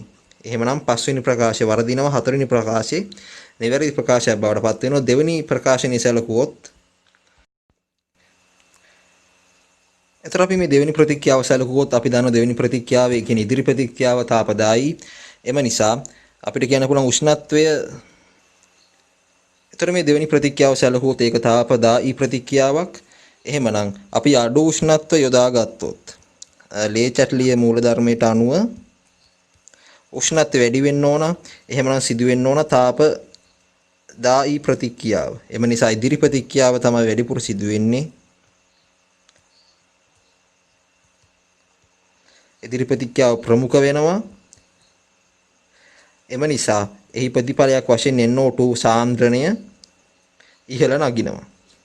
එතකොට NO2 සාන්ද්‍රණය ඉහළ යෑම නිසා HNO3 ඵලදාවත් ඉහළ නගිනවා. ඒ වගේම එතකොට අපිට කියන්න පුළුවන් මේ දෙවෙනි ප්‍රකාශයත් නිවැරදි ප්‍රකාශනයක් වෙනවා. ඒ වගේම හතරවෙනි ප්‍රකාශයත් නිවැරදි වෙනවා. නමුත් හතරවෙනි ප්‍රකාශයේදී භාගික ආසවණෙන් තමයි O2 ලබා ගන්නෙ. එතකොට එතන තවත් අමතර වියදමක් තියෙනවා. එම නිසා වඩාත් සුදුසු පිළිතුර වෙන්න ඕන දෙවැනි පිළිතුර. අපි සැලකුවොත් පස්වෙනි MCQ ගාන අපි දන්නවා මෙන්න මෙම කාණ්ඩය. මම ගන්නවා RCH2 C double bond ONH2 ලෙස මෙම එමයිඩ කොටස ලිතියම් ඇලුමිනියම් හයිඩ්‍රයිඩ් වීලි ඊතර් සමග එකතු කරලා දෙවනු ජල විච්ඡේදනයට ලක් කිරීමෙන් අපිට පුළුවන් මේ කාබොනයිල් කාණ්ඩය ඔක්සිහරණයට ලක් කරගන්න. එහෙමනම් මෙන්න මේ විදිහට පත් වෙනවා RCH2 CH2NH2 බවට පත් වෙනවා. ඒතර ඒ වගේම අපි සැලකුවොත් මේ කොටස මේ ඇල්කයිල් කොටස වෙනසක් සිදුවන්නේ නැහැ.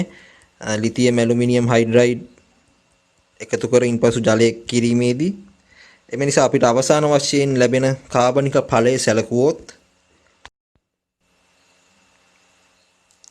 මෙන්න මේ පිළිතුර තමයි ලැබෙන්නේ. එතකොට මේ එමයිඩ කාණ්ඩයේ ඔක්සි හරණයට ලක් වෙනවා. ඇල්කයිල් ක්ලෝරයිඩ් කාණ්ඩයේ කිසිදු වෙනසක් සිදුවන්නේ නැහැ. එම නිසා නිවැරදි පිළිතුර වෙන්න ඕන තුන්වෙනි පිළිතුර.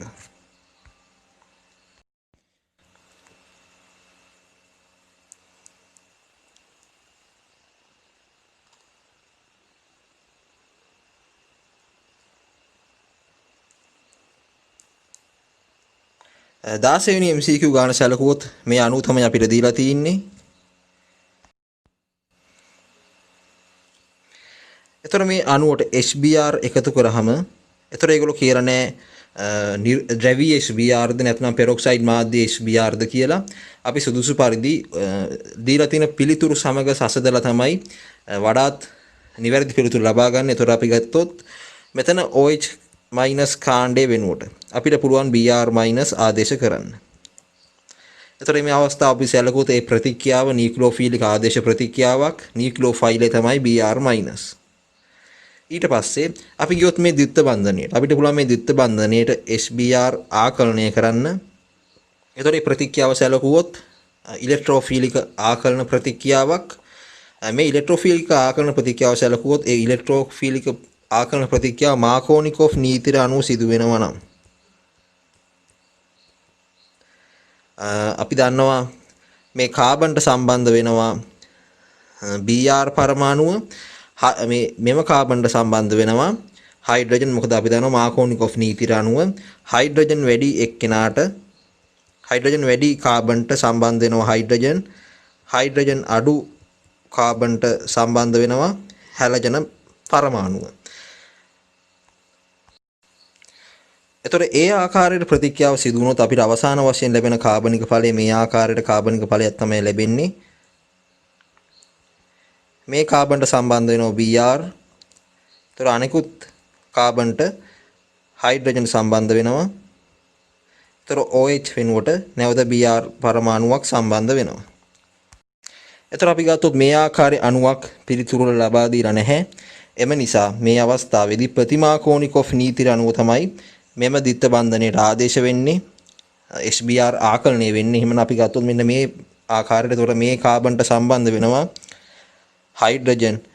මේ කාබන්ට සම්බන්ධ වෙනවා Br පරමාණුව. එතකොට අපි ගත්තොත් මෙන්න මේ විදිහට අපිට ලැබෙනවා අවසාන ඵලය. කලින් Br සම්බන්ධ වුණු මේ කාබන් පරමාණුවට දැන් සම්බන්ධ වෙන්නේ H. එතකොට අනිකුත් කාබන්ට Br සම්බන්ධ වෙනවා.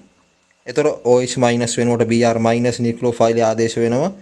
ඒ වෙනස්කම් දෙක පමණයි මේ අණුව තුල සිදු වෙන්නේ. එතකොට මෙන්න මේක තමයි අපිට අවසාන වශයෙන් ලැබෙන කාබනික ඵලය. 17 වෙනි පරිවර්තනයේ සැලකුවොත් ඒ ඊටමත් පහසුයි. මුලින්ම තියෙන ලිතියම් ඇලුමිනියම් හයිඩ්‍රයිඩ් එකතු කරනවා. ඉන්පසු දෙවනුව ජල විච්ඡේදනයට ලක් කරනවා.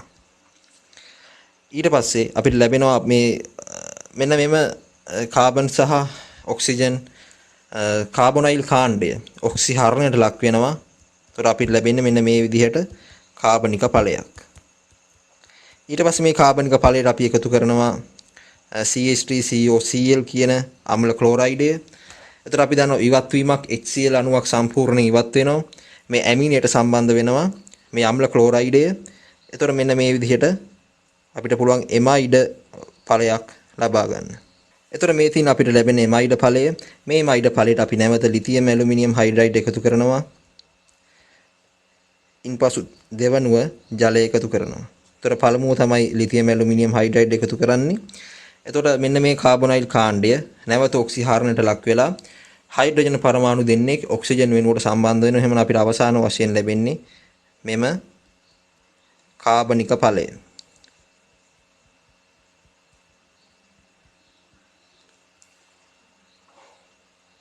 එහෙමනම් මේ 17 වෙනි ප්‍රශ්නේ නිවැරදි පිළිතුර වෙන්න ඕන 4 වෙනි පිළිතුර. 8 වෙනි MCQ ගානේ තියෙන්නේ කාබොක්සිලික් අම්ලවල ආම්ලික ප්‍රබලතාව සම්බන්ධයෙන් අපි දන්නවා කාබොක්සිලික් අම්ල පටන් ගන්නේ ෆෝමික් අම්ලයෙන්. මේ තියෙන ෆෝමික් අම්ලය ෆෝමික් අම්ලයට වඩා ආම්ලිකතාව අඩුයි ඇසිටික් අම්ලය. ඒතර මේ තියෙන ඇසිටික් අම්ලය. ඒ වගේම අපි දන්නවා මේ ෆෝමික් ඇසිටික් අම්ලයට වඩා ආම්ලිකතාව අඩුයි ෆීනෝල් වල. ඒතර ෆීනෝල් කියන්නේ කාබොක්සිලික් අම්ලයක් නෙමෙයි. නමුත් ෆීනෝල් වල ෆීනියට් අයන ස්ථායීතාව නිසා ඒ යම් ආම්ලිකතාවයක් පෙන්වනවා. එතකොට අපි සැලකුවොත් මේ ඇසිඩික් වල මේ හයිඩ්‍රජන් පරමාණු 3 දෙනා වෙනුවට ෆ්ලෝරින් පරමාණු 3ක් සම්බන්ධ වුණාම මෙන්න මේ ආකාරයට අපිට පුළුවන් විද්‍යුත් ඍණතාව අණුව ආම්ලිකතාව තීරණය කරන්නේ අණු වල අපි දන්නවා විද්‍යුත් ඍණතාව ඉහළතම මූලද්‍රව්‍ය ෆ්ලෝරින් එන ෆ්ලෝරින් ඉලෙක්ට්‍රෝනය එයා දෙසට ආකර්ෂණය කරගන්නවා. එම නිසා බල සමතුලිතතාව අණුව S+ නිදහස් වීමේ හැකියාව ඉතාමත් ඉහළයි.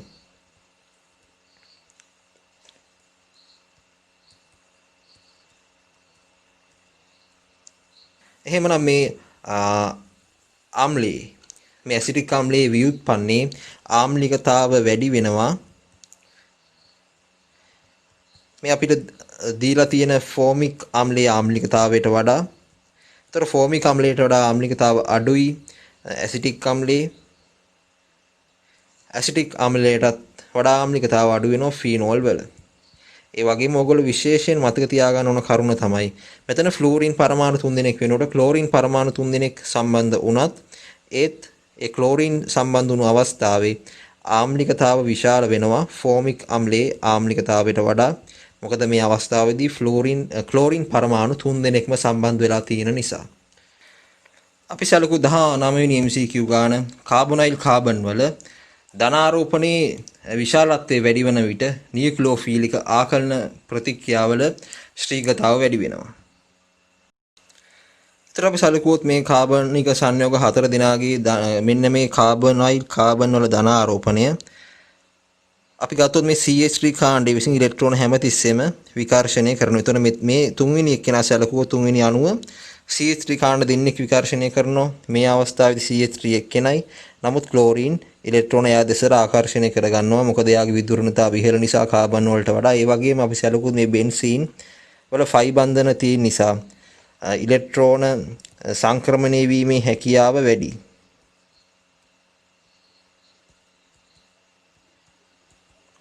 එම නිසා බෙන්සීන් වල ඉලෙක්ට්‍රෝන විකර්ෂණය කිරීමේ බෙන්සීන් කාණ්ඩයේ ඉලෙක්ට්‍රෝන විකර්ෂණය කිරීමේ හැකියාව මේ CH3 කාණ්ඩයේ ඉලෙක්ට්‍රෝන විකර්ෂණය කිරීමේ හැකියාවට වඩා වැඩි වෙනවා. ඒ වගේම මේ CH3 කාණ්ඩයත් කාබොනයිල් කාබන් දෙසට ඉලෙක්ට්‍රෝන විකර්ෂණය කරනවා. එහෙනම් අපි ගමු මේ 4 දෙනාගේ කාබොනයිල් කාබන් වල ආරෝපණය මේ ආකාරයට මෙයා ඩෙල්ටා 1, ඩෙල්ටා 2, ඩෙල්ටා 3 සහ ඩෙල්ටා 4 වශයෙන්. එතකොට අපි සැලකුවොත් ආරෝපණයේ කුඩාතම වන්නේ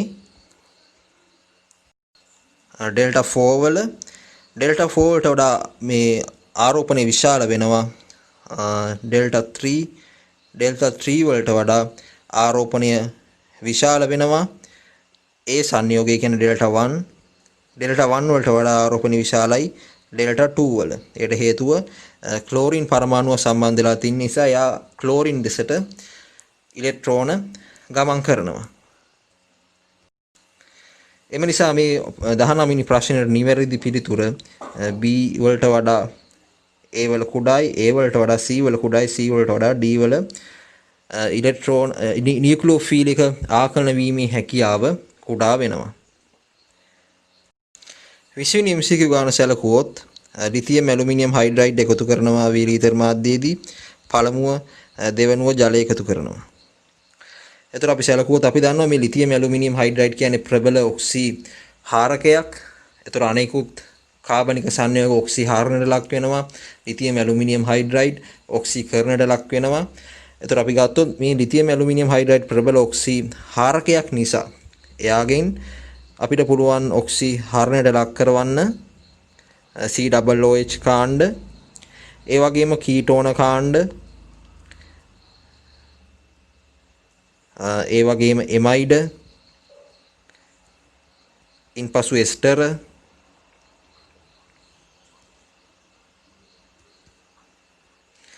ඉන්පසු අපිට පුළුවන් ඔක්සිහාරණය ලක් කරන ද්විත්ව බන්ධන සහ ත්‍රිත්ව බන්ධන කියන සියල්ල ඔක්සි හරණයට ලක් කරවන්න පුළුවන්.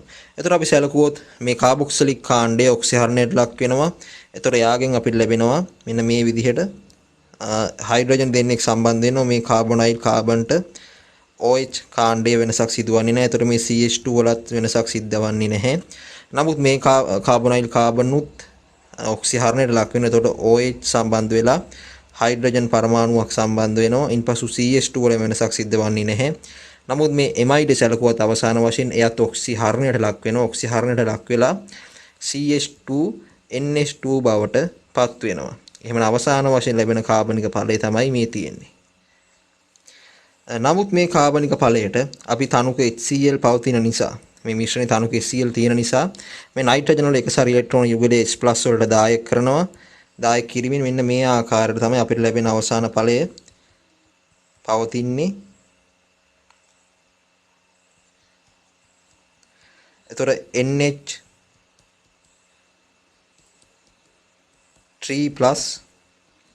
Cl- බවට පත් වෙනවා. එතකොට මේ තියෙන්නේ අපිට ලැබෙන අවසාන කාබනික ඵලය. 21 වෙනි MCQ ගාන සැලකුවොත් මම කෙලින්ම පිළිතුර හරහා තමයි පෙන්වන්නේ කොහොමද ප්‍රතික්‍රියාව සිද්ධ වෙන්නේ කියලා. එතකොට අපි ගත්තොත් පිළිතුර තමයි 5 වෙනි කාබනික සංයෝගය. එතකොට මේ 5 වෙනි කාබනික සංයෝගයේ බෙන්සීන් වලට සම්බන්ධ වෙලා තිනවා ෆීනෝල් කාණ්ඩයක් සහ ඇල්කොහොල කාණ්ඩ දෙකක් මේ ආකාරයට. එතකොට මේ කාබනික සංයෝගයට අපි එකතු කරොත් PCC පිරිඩීනියම් ක්ලෝරෝක්‍රොමේට් එකතු කරොත් අපි දන්නවා ෆීනෝල් කාණ්ඩ වෙනසක් සිද්ධවන්නේ නැහැ. නමුත් මේ අනිකුත් කාණ්ඩ ඔක්සිහරණයට ලක් වෙලා ඇල්ඩිහයිඩ් දක්වා ඔක්සිකරණය වෙනවා. එතකොට අපි ගත්තොත් මේ අවස්ථාවේදී හයිඩ්‍රජන් දෙන්නෙක් අඩු වෙනවා. ඒ නිසා ස්කන්ධ වෙනස සැලකුවොත් ඒකක දෙකකින් අඩු වෙනවා. ඊට පස්සේ අපි මේ කාබනික සංයෝගයටම අපි එකතු කරනවා මේ අම්ල ක්ලෝරයිඩේ CH3COCl. මේ අම්ල ක්ලෝරයිඩ් එකතු කරාට පස්සේ අපිට ලැබෙනවා අපි දන්නවා ෆීනෝලය මේ අම්ල ක්ලෝරයිඩේ සමග එකතු වෙලා මේ ආකාරයට එස්ටරයක් සාදනවා. ඒ වගේම අනෙකුත් ඇල්කොහොල කාණ්ඩත් ඒ ආකාරයටම එස්ටරයක් සාදනවා. එතකොට මේ කාණ්ඩයම තමයි මේ පැරා ස්ථානයට සම්බන්ධ වෙන්නේ CH2O COCH3 කාණ්ඩය. එතකොට අපි ගත්තොත් ස්කන්ධ වෙනස මෙන්න මේ විදිහට තමයි වෙන්නේ. COCH3 වලින් H පරමාණුවක් අඩු වෙන H වෙනුවට තමයි සම්බන්ධ වෙන්නේ මෙම කාණ්ඩය. එතකොට අපි සැලකුවොත් මේ වගේ කාණ්ඩ තුන් දිනකින් H පරමාණු තුනක් ඉවත් කළා. ඒ කියන්නේ මේ ආකාරයට ලැබෙන මෞලික ස්කන්ධයක් තමයි අලුතෙන් එකතු වෙන්නේ. එහෙනම් අපි ගත්තොත් අපි දන්නවා කාබන් 12යි ඔක්සිජන් 16යි අයි කාබන් 12යි සහ හයිඩ්‍රජන් දෙන්නයි. එතකොට එහෙමනම් 14යි ඒ ප්‍රමාණයෙන් ඒ වගේ තුන් ගුණයක් ස්කන්ධ වැඩි වෙනවා. එතකොට අපි ගත්තොත් එතකොට අපි ගත්තොත් මේ ආකාරයට 96ක ස්කන්ධ වැඩිවීමක් සිද්ධ වෙනවා. ඒ වගේම මේ කාබනික සංයෝගවල අපි H+KMnO4 එක් කරාට පස්සේ මෙම ෆීනෝල් කාණ්ඩේ වෙනසක් සිද්ධ වන්නේ නැහැ. එතකොට මේ CH2OH කාණ්ඩ COOH බවට ඔක්සිකරණය වෙනවා. එතකොට අපි සැලකුවොත් මේ ස්ථානවල පමණයි පරමාණු වැඩි වෙන්නේ. එතකොට වැඩි වෙන පරමාණු ප්‍රමාණය සැලකුවොත් ඔක්සිජන් පරමාණුවක් වැඩි වෙනවා. ඒ වගේම හයිඩ්‍රජන් පරමාණුවක් අඩු වෙනවා. අපි කම්පෙයාර් කරන්නේ මෙම ස්ථාන දෙක.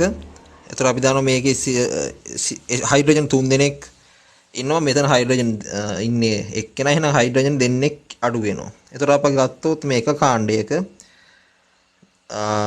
ස්කන්ධ වෙනස අපිට ලැබෙනවා 14ක් වශයෙන්. එතකොට ස්කන්ධ ඒ වගේ ස්ථාන දෙකක් පවතින නිසා ස්කන්ධ වෙනස් වීම 28ක් බවට පත් වෙනවා. එහෙමනම් මේ ප්‍රශ්නේ සඳහා නිවැරදි පිළිතුර වෙන්නේ පස්වෙනි පිළිතුර. 22 වෙනි MCQ ගාන සැලකුවොත් අපි දන්නවා ස්කැන්ඩියම් සහ සිංක් ආන්තරික මූල ද්‍රව්‍ය වශයෙන් නොසලකනවා. ඒකට ප්‍රධානතම හේතුව තමයි ස්කැන්ඩියම් සහ සිංක් වල කැටායන සැලකුවොත් අසම්පූර්ණ පිරුණු ඩීකාක්ෂික සහිත එකදු කැටායනයක් හෝ සාධන නැහැ. ස්කැන්ඩියම් 3+ ස්කැන්ඩියම් සැලකුවොත් ස්කැන්ඩියම් 3+ සාධනවා. සිංක් සැලකුවොත් සිංක් 2+ සාධනවා. ඒතර ඒගොල්ලන්ගේ අසම්පූර්ණ පිරුණු ඩීකාක්ෂික පවතින්නේ නැහැ. එහෙම නිසා ස්කැන්ඩියම් සහ සිංක් ආන්තරික මූලද්‍රව්‍ය වෙන්නේ නැහැ. ඒතර අපි දෙවෙනි ප්‍රකාශය සැලකුවොත් ආන්තරික මූලද්‍රව්‍ය වල කැටායන ජලීය ද්‍රාවණයේදී සෑම විටම වර්ණවත් කියලා කියනවා. ඒතර අපි ගත්තොත් කොපර් කියන්නේ ආන්තරික මූලද්‍රව්‍යයක්. ඒතර කොපර් සාධනෝ කොපර් ප්ලස්. මෙම අයනේ සෑම ලවණයක්ම අවර්ණයි. ඒතර දෙවෙනි ප්‍රකාශයේ වැරදි ප්‍රකාශයක් බවට පත් වෙනවා. තුන්වෙනි ප්‍රකාශයේ සැලකුවොත් තුන්වෙනි ප්‍රකාශය නිවැරදි ප්‍රකාශයක්. ජලීය ද්‍රාවණයේදී වර්ණවත් කැටායන වලට අදාළ ඉලෙක්ට්‍රෝනික වින්‍යාස සැලකුවොත් අසම්පූර්ණ ලෙස පිරුණු ඩීකාක්ෂික පවතිනවා. ඒ අසම්පූර්ණ පිරුණු ඩීකාක්ෂික පැවතීම නිසා තමයි අනෙකුත් සංයෝග සමග දායක බන්ධන සාදමින් කියන්නේ බන්ධක කාණ්ඩ, කියන්නේ ජලය, ඇමෝනියා, CN- වගේ බන්ධක කාණ්ඩ සමග දායක බන්ධන සාදමින් වර්ණවත් ද්‍රාවණ සාධනවා. හතරවෙනි ප්‍රකාශය සැලකුවොත් සෑම ලෝහයකම ඉහළම ඔක්සිජනාංකයේ ව්‍යුත්පන්න වන ඔක්සයිඩයේ ආම්ලික ගුණ පෙන්වන. ඒතර අපි ගත්තොත් මැංගනීස් වල Mn2O7 ආම්ලිකයි. ඒ වගේම ක්‍රෝමියම් වල ධන 6 ඔක්සිජන් අවස්ථාව සහිත ඔක්සයිඩයත් ආම්ලික ඔක්සයිඩයක් තමයි පෙන්වන්නේ. පස්වෙනි ප්‍රකාශයේ සැලකුවොත් සෑම 3D ලෝහයකම ද්‍රවාංක එම ආවර්ත S ගුණුවේ ලෝහවලට සාපේක්ෂව ඉහළයි කියලා කියනවා. ඒක වැරදි ප්‍රකාශයක්. ලෝහක බන්ධන ප්‍රබලතාව මත තමයි රඳා පවතින්නේ. ද්‍රවාංක සහ තාපාංක ලෝහක බන්ධන ප්‍රබලතාව වැඩි වුණාම එම ලෝහවල ද්‍රවාංක සහ තාපාංක වැඩි වෙනවා. ඒ කියන්නේ ද්‍රවාංක සහ තාපාංක සමානුපාතිකයි ලෝහක බන්ධන ප්‍රබලතාවට.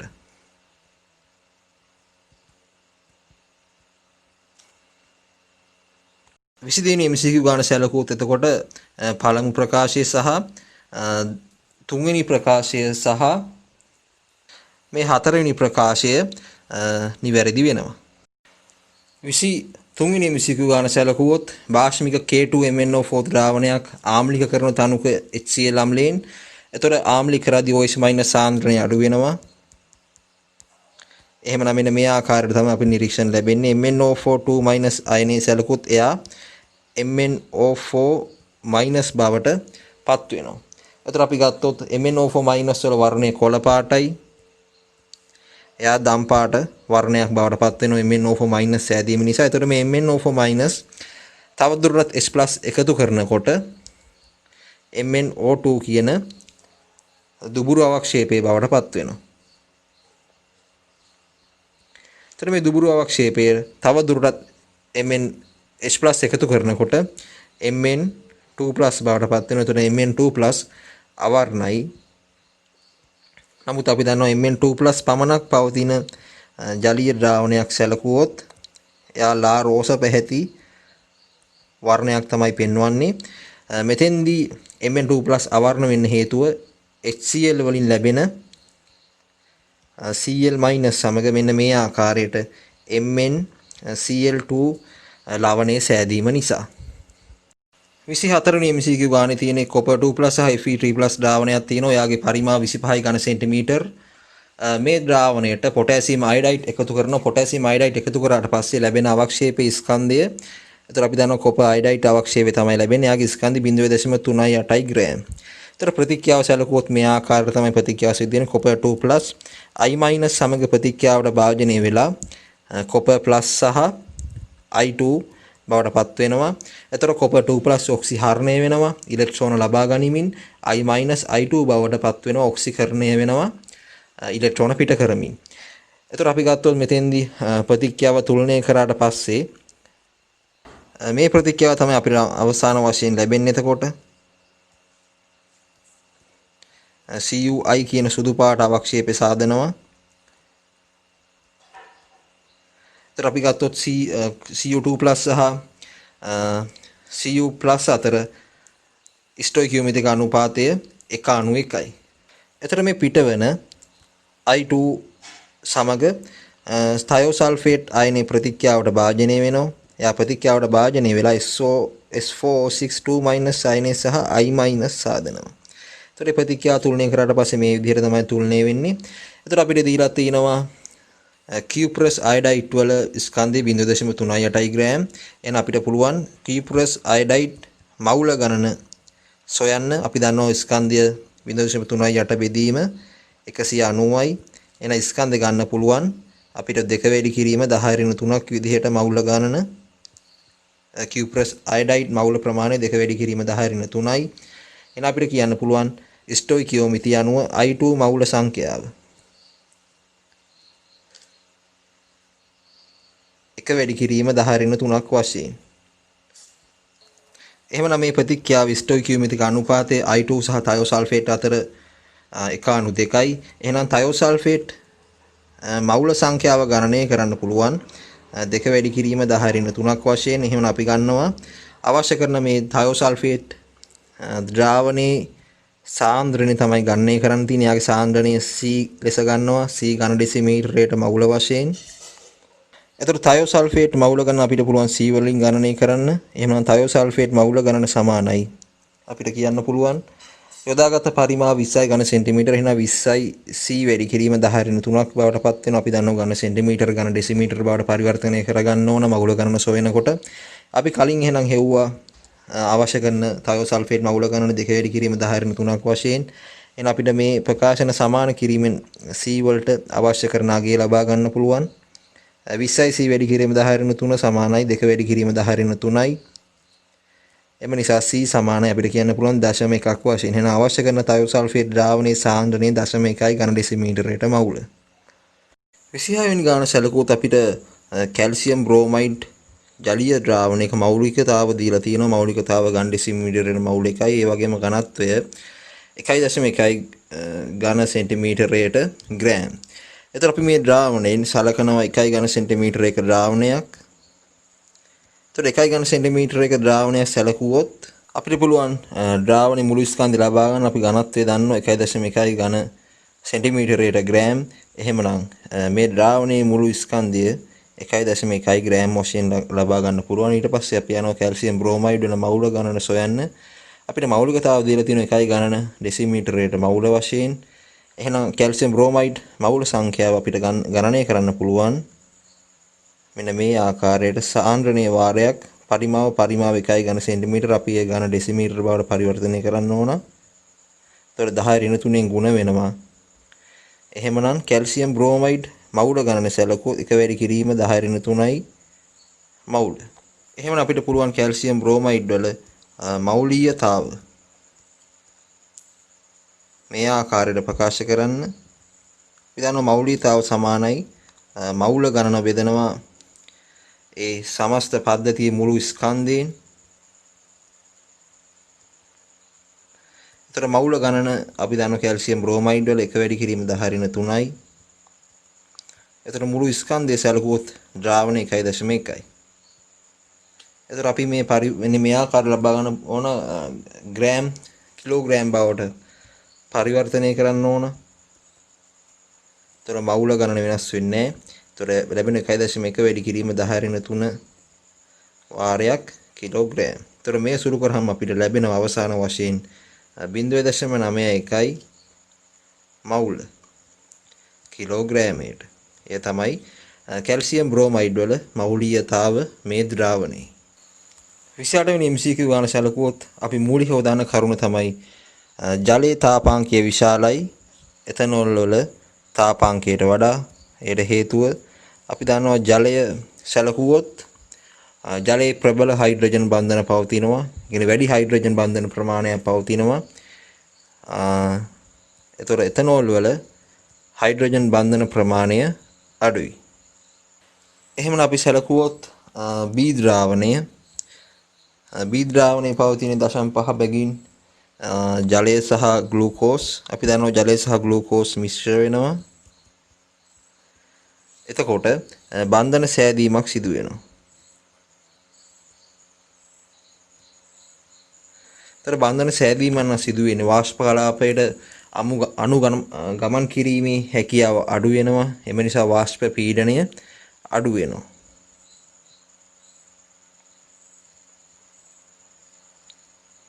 වාෂ්ප පීඩනය අඩු වෙනවා. එහි ප්‍රතිඵලයක් වශයෙන් තාපාංකය වැඩි වෙනවා. ඒ කියන්නේ අපි වැඩිපුර වේලාවක් මේ ද්‍රාවණය රත් කරන්න ඕනේ. එහෙමනම් මේ ABCD ද්‍රාවණ හතර සැලකුවොත් B වල තමයි තාපාංකය ඉහළතම වන්නේ. ඊට පස්සේ අපි සැලකුවොත්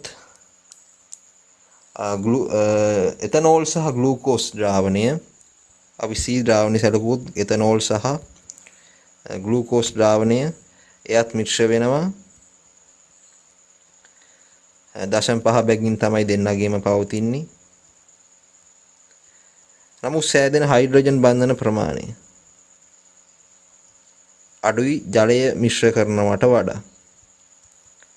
එවිට තාපාංකය අඩු වෙනවා B වල C වලට වඩා. ඊපස්සේ අපි D ද්‍රාවණය සැලකුවොත් D ද්‍රාවණයේ තියෙන ජලය සහ ඩයිඑතිල් ඊතර්. අපි දන්නවා ඩයිඑතිල් ඊතර් නිර්ද්‍රවීය කාබනික සංයෝගයක්. ඒතර ජලය කියන්නේ ද්‍රවීය. එහෙනම් මිශ්‍ර වීමක් සිදුවන්නේ නැහැ. බන්ධන විකර්ෂණයක් තමයි පවතින්නේ. ඒතර බන්ධන විකර්ෂණ නිසා ද්‍රව අණු වාෂ්ප කලාපයට ගමන් කිරීමේ හැකියාව වැඩි වෙනවා. එම නිසා වාෂ්ප පීඩනය වැඩි වෙනවා. ඒතකොට රත් කරන්න ඕන ප්‍රමාණය අඩු වෙයි. කියන්නේ තාපාංකය අඩු වෙනවා. එහෙමනම් තාපාංකය කුඩාතම වන්නේ D ද්‍රාවණේ. එතකොට අපි සැලකුවොත් අවසාන වශයෙන් A ද්‍රාවණයේ තියෙන සංශුද්ධ එතනෝල්. ඒතකොට එහි හයිඩ්‍රජන් බන්ධන පවතිනවා. එහෙනම් මෙන්න මේ ආකාරයට තමයි වෙනස් වෙන්නේ. B වල තමයි තාපාංකය වැඩිම. ඊට වඩා තාපාංකය අඩු වෙනවා C වල. C වලට වඩා A වල තාපාංකය අඩු වෙනවා. මොකද එයාගේ එතනෝල් අණු අතර හයිඩ්‍රජන් බන්ධන පවතිනවා. එතකොට A වලටත් වඩා තාපාංකය කුඩා වෙනවා D වල. ඒකට ප්‍රධානම හේතුව මම මෙතන කලින් පැහැදිලි කරපු බන්ධන විකර්ෂණය. එතකොට බන්ධන විකර්ෂණය වීම නිසා වාෂ්ප කලාපයට අණු ගමන් කිරීමේ හැකියාව වැඩි වෙනවා.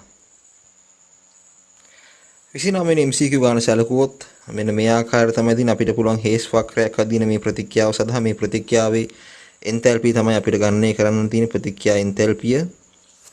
ඉතින් අපි දන්නවා කාබන් සම්මත අවස්ථාව සැලකුවොත් ග්‍රැෆයිට්, හයිඩ්‍රජන් සැලකුවොත් හයිඩ්‍රජන් වායු වශයෙන් පවතිනවා.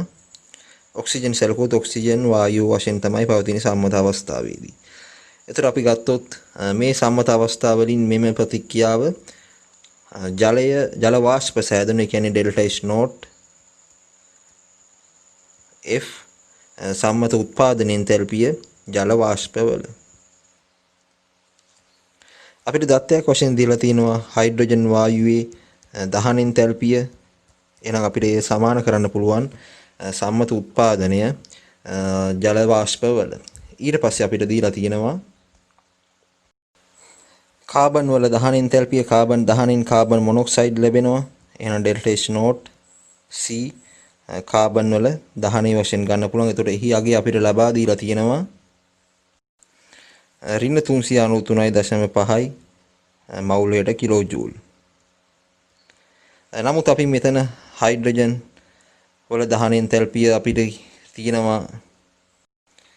ඒතර මෙම එන්තැල්පිය අපිට කියන්න පුළුවන් මෙන්න මේ ආකාරයට හයිඩ්‍රජන් වායුව ඔක්සිජන් සමග දහනයට ලක්වීමෙන් ද්‍රව ජලය තමයි සාදන්නේ.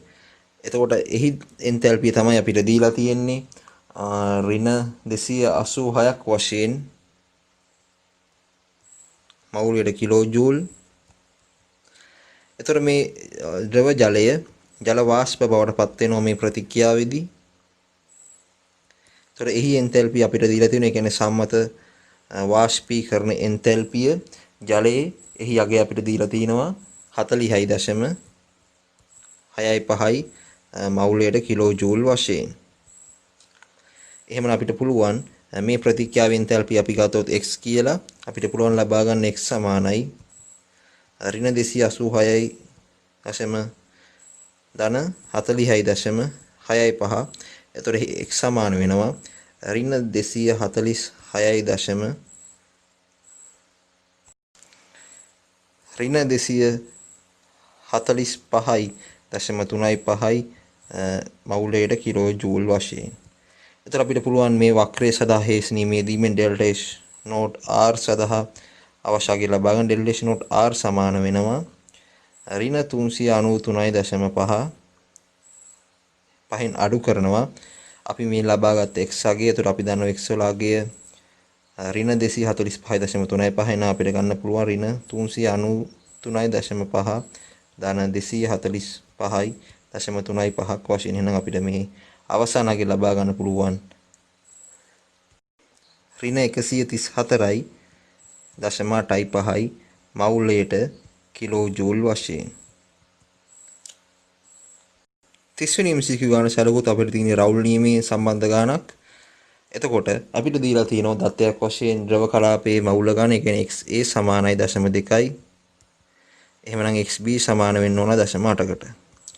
අපි පළමුව මේ ගානට අදාළ දත්තයන් ලියාගමු. උතර සමස්ත පීඩනය අපිට දීලා තියෙනවා PT සමස්ත පීඩනය සමාන වෙනවා 3.6 වැඩි කිරීම 10.4යි පැස්කල්. ඉන්පසු අපිට දීලා තියෙනවා දත්තයක් වශයෙන් B වල සංතෘප්ත වාෂ්ප පීඩනය 4 වැඩි කිරීම 10.4යි පැස්කල් වශයෙන් ලබා දීලා තියෙනවා. ඒතර අපි මේ රාවනිදී අහන්නේ මේ ද්‍රව කලාපයේ A වල මවුල භාගය XA 0.5ක් වූ විට මුළු පීඩනය තමයි අපිට ගණනය කරන්න තියෙන්නේ. අපිට පුළුවන් එහෙමනම් මේ පළමු අවස්ථාව සලකලා ද්‍රාවණයට රවුල් නියමය යොදන්න. ඒතර අපි දන්නවා PB සමානයි B වලට රවුල් නියමය යෙදුවිට PB නෝට් වාරයක් XB. ඒතර අපිට එහෙමනම් පුළුවන් B වල ආංශික පීඩනය ගණනය කරන්න. එහෙනම් 4 වැඩි කිරීම 10.4යි XB ප්‍රමාණය දීලා තියෙනවා 0.8යි. එහෙමනම් PB සමානයි 3.2 වැඩි කිරීම 10.4යි පැස්කල්. එතකොට අපි දන්නවා මුළු පීඩනය කියන්නේ PA PB කියන්නේ A සහ B වල ආංශික පීඩන වල එකතුව. ඒ සමාන වෙනවා 3.6 වැඩි කිරීම 10.4කට. එහෙනම් අපිට කියන්න පුළුවන් PA සමානයි 0.4 වැඩි කිරීම 10.4යි පැස්කල් වශයෙන්. ඊට පස්සේ අපිට පුළුවන් A සඳහා රවුල් නියමය යොදන්න. කැපිටල් A ද්‍රවයට රවුල් නියමය යෙදු විට අපිට පුළුවන් PA සමානයි PA නෝට් වාරයක් XA වශයෙන් ලබා ගන්න. අපි ගණනය කරා දැන් PA වල අගය PA කියන්නේ 0.4 වැඩි කිරීම 10.4යි. ඒතර PA නෝට් තමයි අපි ගණනය කරන්න ඕන. PA නෝට් ගණනය කරද්දී අපි XA අගය දන්නවා 0.2යි. එහෙනම් අපිට පුළුවන් PA නෝට් සමානයි 2 වැඩි කිරීම 10.4ක් වශයෙන් ලබා ගන්න. එහෙනම් අපිට දැන් තියෙන දෙවන අවස්ථාවට රවුල් නියමය යොදන්න. එතකොට අපි සැලකුවොත් අපිට දීලා තියෙන දෙවන අවස්ථාවේදී x.5යි. එහෙනම් අපිට පුළුවන් ආංශික පීඩනය ගණනය කරන්න ඒවල. ඒතර අපි දන්නවා මේ ප්‍රකාශනයේම රවුල් නියමයේ දුවිට p සමානයි pa0 වාරයක් xa pa0 අගේ 2 වැඩි කිරීම 10 4යි. ඒතර xa ප්‍රමාණය 0.5යි. එහෙනම් අපිට කියන්න පුළුවන් pa සමානයි 1 වැඩි කිරීම 10 4යි පැස්කල් වශයෙන්. ඒ වගේම අපිට පුළුවන් PB අගයත් ගණනය කරන්න දෙවන අවස්ථාවට. අපි දන්නවා PB අගය ගණනය කරද්දී PB0 වාරයක් XB රවුල් නියමය තමයි යොදන්නේ B වලට. PB0 අගය සැලකුවොත් එහි අගය අපිට දීලා තියෙනවා 4 වැඩි කිරීම 10 4ක් වශයෙන්. එතකොට XB අගයත් 0.5යි. එහෙනම් අපිට ගන්න පුළුවන් PB සමානයි 2 වැඩි කිරීම 10 4යි පැස්කල් වශයෙන්. එහෙනම් අවසාන සමස්ත පීඩනය සැලකුවොත් 3 වැඩි කිරීම 10 4ක් තමයි ලැබෙන්නේ පිළිතුර. 31 වෙනි ගාන සැලකුවොත් ද්‍රාවණික විද්‍යුත් සරණායකතාවට බලපාන සාධක අහලා තින්නේ. අපි දන්නවා උෂ්ණත්වයේ බලපාන අනිවාර්යෙන්ම. ඒ වගේම ඒ ද්‍රාවණයේ අයන වල සාන්ද්‍රණය, කියන්නේ ද්‍රාවණයේ සාන්ද්‍රණය බලපානවා. නමුත් මේ ද්‍රාවණයේ අඩංගු ඉලෙක්ට්‍රෝඩවල පරතරය හෝ ඉලෙක්ට්‍රෝඩවල වර්ගඵල බලපෑමක් සිදුවන්නේ නැහැ. 31 වෙනි ගාන සැලකුවොත් කැල්සියම් හයිඩ්‍රයිඩ් වලට අපි එකතු කරොත් අණුක HCl අපිට මේ ආකාරයට තමයි ඵල ලැබෙන්නේ. Calcium chloride සෑදෙනවා. ඒ වගේම හයිඩ්‍රජන් වායුව නිදහස් වෙනවා. එතකොට අපිට තියෙන්නේ වායු නිදහස් වන අවස්ථා සලකන්න. අපි B ද්‍රාවණය සැලකුවොත් B ද්‍රාවණයේ තියෙන මැග්නීසියම් නයිට්‍රයිඩ් මැග්නීසියම් නයිට්‍රයිඩ් වල තනුක HCl එකතු කරාම අපිට ලැබෙනවා මැග්නීසියම් ක්ලෝරයිඩ්. ඒ වගේම ඇමෝනියා වායු නිදහස් වෙනවා. ඒතර අවස්ථා දෙකකදී දැන් වායු නිදහස් වුණා. අපි C අවස්ථාවට ගියොත් C අවස්ථාවේ තියෙන්නේ ෆෙරස් සල්ෆේට් ද්‍රාවණයක්. මේකට තනුක HCl එකතු කරාම මොකද්ද වෙන්නේ? ෆෙරස් ක්ලෝරයිඩ් ද්‍රාවණයක් සහ H2SO4 අම්ලය සෑදෙනවා. වායු නිදහස් වීමක් සිදුවන්නේ නැහැ. ඉන්පසු අවසාන වශයෙන් D ද්‍රාවණය සැලකුවොත් ඒක තිහින්නේ සෝඩියම් තයෝසල්ෆේට් ද්‍රාවණයක්. ඒකට තනුක HCl එකතු කරාම අපි දන්නවා මොකද්ද වෙන්නේ? Sodium chloride සෑදෙනවා. ඒ වගේම සල්ෆර් කහ පැහැති අවක්ෂේපය සහ SO2 වායු නිදහස් වෙනවා. ඒතර අපි ගත්තොත් අවස්ථා තුනකදී වායු නිදහස් වීම සිදු වුණා. එම නිසා මෙහි පිළිතුර වෙන්න ඕන පස්වෙනි පිළිතුර. 32 වෙනි MCQ ගාන සැලකුවොත් තාත්වික වායුවක අපි දන්නවා උෂ්ණත්වය වැඩි කරලා පීඩනය අඩු කළ විට එම තාත්වික වායුව පරිපූර්ණ වායුවක් බවට පත් වෙනවා. අපි දන්නවා පරිපූර්ණ වායුවකෙදී Z අගය කියන්නේ සම්පීඩිත සංගුණක එකට ආසන්න වෙනවා. එතකොට මෙහි අනිත් පැත්ත සිදු කරොත් කියන්නේ උෂ්ණත්වය වැඩි කරලා උෂ්ණත්වය අඩු කිරීමෙන් කියන්නේ පද්ධති සිසිල් කරලා පීඩනය වැඩි කරොත් මේ තාත්වික වායුව ද්‍රවයක් බවට පත් වෙනවා. එහෙනම් අපිට කියන්න පුළුවන් පළවෙනි ප්‍රකාශය නිවැරදි. Z අගයකට ආසන්න වෙනවා.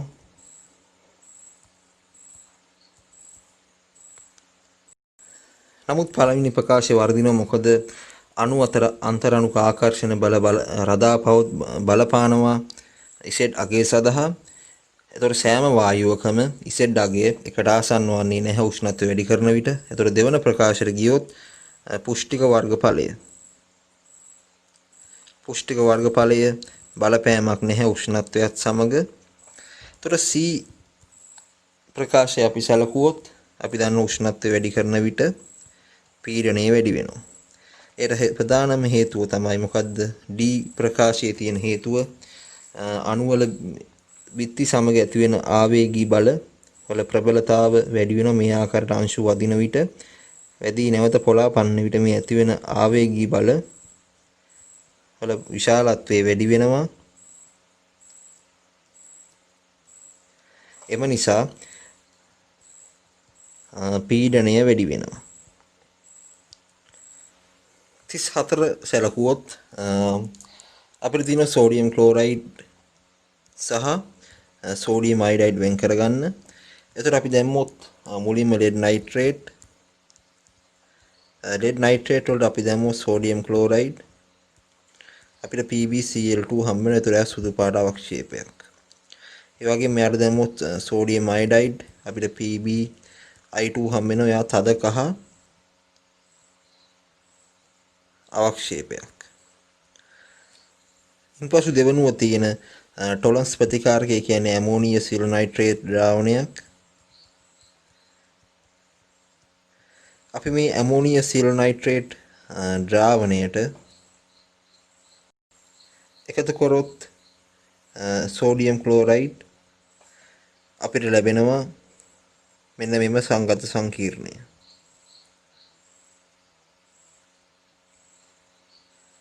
තර මේක අවර්ණ සංගත සංකීර්ණයක්. ඒ වගේම සෝඩියම් අයඩයිඩ් වලට අපි එකතු කරොත් සෝඩියම් අයඩයිඩ් එකතු කරොත් මේ ද්‍රාවණයට අපිට ලැබෙනවා මෙම සංගත සංකීර්ණය. ක්ලෝරින් වලදී ලැබුණා වගේම නමුත් අයඩීන් අපිට ලැබෙන උතර දෙන්නම අවර්ණයි. නමුත් අපි මතක තියාගන්න ඕන කරුණ තමයි මෙතෙන්දී ප්‍රධාන වශයෙන් සිල්වර් ක්ලෝරයිඩ් සුදු පාටයි සිල්වර් අයඩයිඩ් තද කහ අවක්ෂේපයක්. එතකොට සිල්වර් අයඩයිඩ් දිය වෙන්නේ සාන්ද්‍ර ඇමෝනියා තුල. සිල්වර් ක්ලෝරයිඩ් සැලකුවොත් එයා තනුක ඇමෝනියා තුල දිය වෙනවා. එම නිසා අපිට පුළුවන් මේ අවක්ෂේප වර්ණ වලින් අඳුන ගන්න සෝඩියම් ක්ලෝරයිඩ් සහ සෝඩියම් අයඩයිඩ් එකින් එක වෙන් කර. 35 වෙනි ගාන සලකමු. අපිට තියෙනවා ස්වරක්ෂක ද්‍රාවණයක් ඇසිටික් ආම්ලයෙන් සහ ඇසිටේට් අයනයෙන් සෑදුණු. එතකොට මේ ද්‍රාවණ අපිට පුළුවන් හෙන්ඩර්සන් සමීකරණය කරන්න. එතකොට හෙන්ඩර්සන් සමීකරණය එකතු කරොත් අපිට පුළුවන් මේ ආකාරයට Pa සමානයි pKa ඍණ log ඇසිටේට් අයන සාන්ද්‍රණය ධන ඇසිටේට් අයන සාන්ද්‍රණය බෙදෙනවා ඇසිටික් අම්ල සාන්ද්‍රණයෙන් ද්‍රාවණයේ පවතින. අපි ඊළඟට සලකමු ඇමෝනියා සහ ඇමෝනියම් ලවණයකින් සෑදුණු ස්වරක්ෂක ද්‍රාවණයක්. ඒතර අපිට ලැබෙන්නේ POH සමානයි PKB. කියන්නේ PKB ලෙස ලබාගන්නේ අපි විඝටන නියතය ඇමෝනියා වල ධන ලඝු NH4+ සාන්ද්‍රණය බෙදීම ඇමෝනියා වල සාන්ද්‍රණය. ඒ වගේම අපි දන්නවා ඕනෑම අවස්ථාවකදී POH ධන pH සමානයි pKw ජලයේ ස්වයන් විකරණ නියතයේ ලඝු වර්ගය.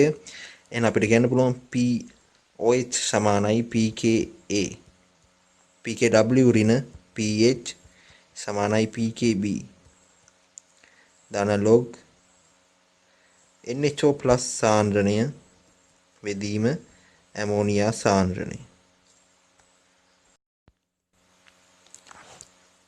එහෙනම් අපිට අවසාන වශයෙන් අපිට A ප්‍රකාශනය ලබා දීලා තියෙන ප්‍රකාශනය ලබා ගන්න පුළුවන් pH ධන pKb සමානයි pKw ධන ලඝු NH4+ NH3 බෙදීම NH3 වල සාන්ද්‍රණය බෙදීම NH4+ වල සාන්ද්‍රණය. එතකොට අපි ගත්තොත් A ප්‍රකාශය නිවැරදි ප්‍රකාශයක් වෙනවා. ඒ වගේම B ප්‍රකාශයත් නිවැරදි ප්‍රකාශයක් වෙනවා. එතකොට අපිට ගත්තොත් ඕනෑම අවස්ථාවකදී මෙන්න මේ ප්‍රකාශනය තුප්ත වෙනවා. නමුත් අපිට කියන්න බෑ pH ධන POH සමානයි 14යි කියලා ඕනෑම අවස්ථාවකදී. නමුත් සෙල්සියස් 25 දී මේ ප්‍රකාශනය සත්‍ය වෙනවා. එම නිසා C ප්‍රකාශය වැරදි එකක් වෙනවා. අපි D ප්‍රකාශ සලකුවොත් අපි ඕනෑම දුබල අම්ලයක් ජලීය ද්‍රාවණයක H3O+ අයන සාන්ද්‍රණය සැලකුවොත් මෙන්න මෙහිම ලැබෙන H3O+ සාන්ද්‍රණය සමානයි විකරණ නියතේ වාරයකේ දුබල අම්ලයේ සාන්ද්‍රණය. ඒතර අපි ගත්තොත් pH අගය අපිට ලැබෙන්නේ ලඝු අවස්ථාව ලබා ගත්තට පස්සේ pKa බෙදීම 2 ඍණ ලඝු C වල සාන්ද්‍රණය බෙදීම 2. එතකොට D ප්‍රකාශයත් වැරදි ප්‍රකාශයක් බවට පත් වෙනවා. එහෙමනම් A සහ B පමණයි නිවැරදි ප්‍රකාශ බවට පත් වෙන්නේ. 36 වෙනි MCQ ගාන සැලකුවොත් මේ තියෙන්නේ පරමාණුක හරස් කඩක් වශයෙන් අපි සැලකමු. එතකොට ශක්ති මට්ටම් සහ න්‍යෂ්ටිය තමයි මේ ධන ලකුණෙන් පෙන්වන්නේ.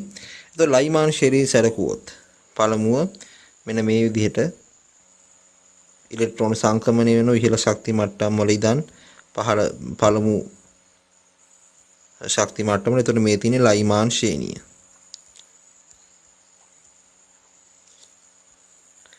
එතකොට බාමර් ශ්‍රේණිය සැලකුවොත් දෙවන ප්‍රධාන ශක්ති මට්ටමට තමයි ඉලෙක්ට්‍රෝන වැටෙන්නේ ඉහළ ශක්ති මට්ටම් වල ඉඳන්.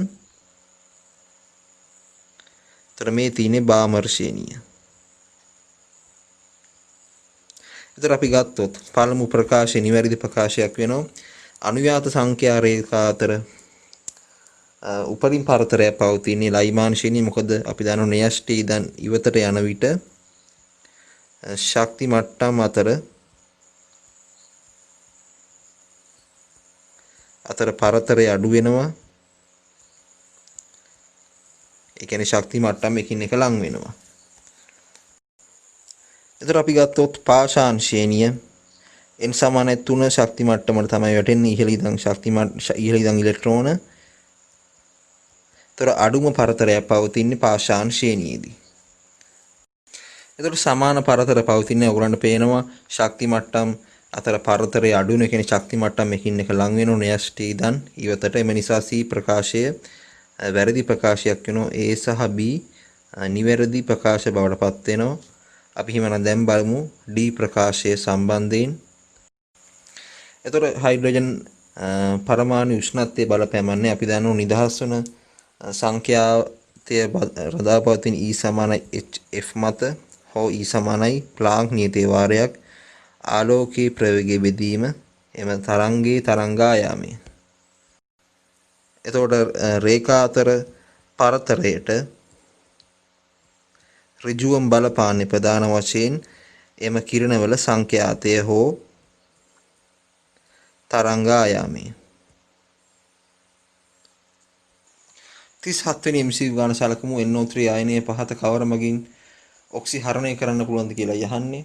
අපි ගත්තොත් NO3 මයිනස් වලට අපි එකතු කරොත් සිංක් ලෝහයේ භාෂ්මික මාධ්‍යයේදී ඒ ඇමෝනියා බවට පත් වෙනවා.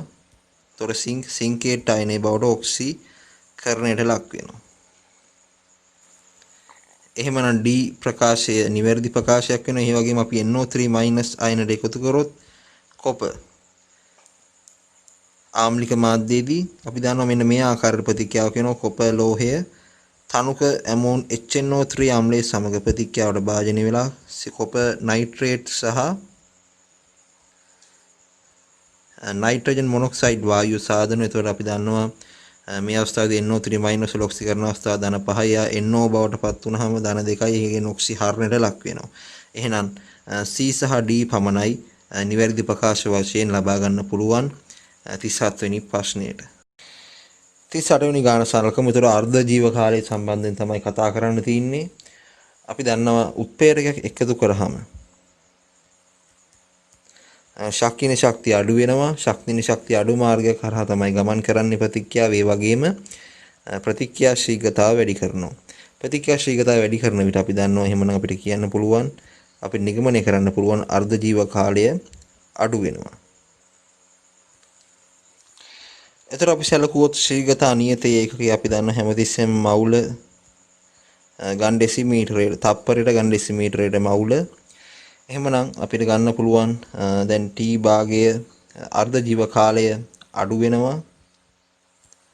එහි ප්‍රතිඵලයක් වශයෙන් අපිට කියන්න පුළුවන් K අගයත් අඩු වෙනවා.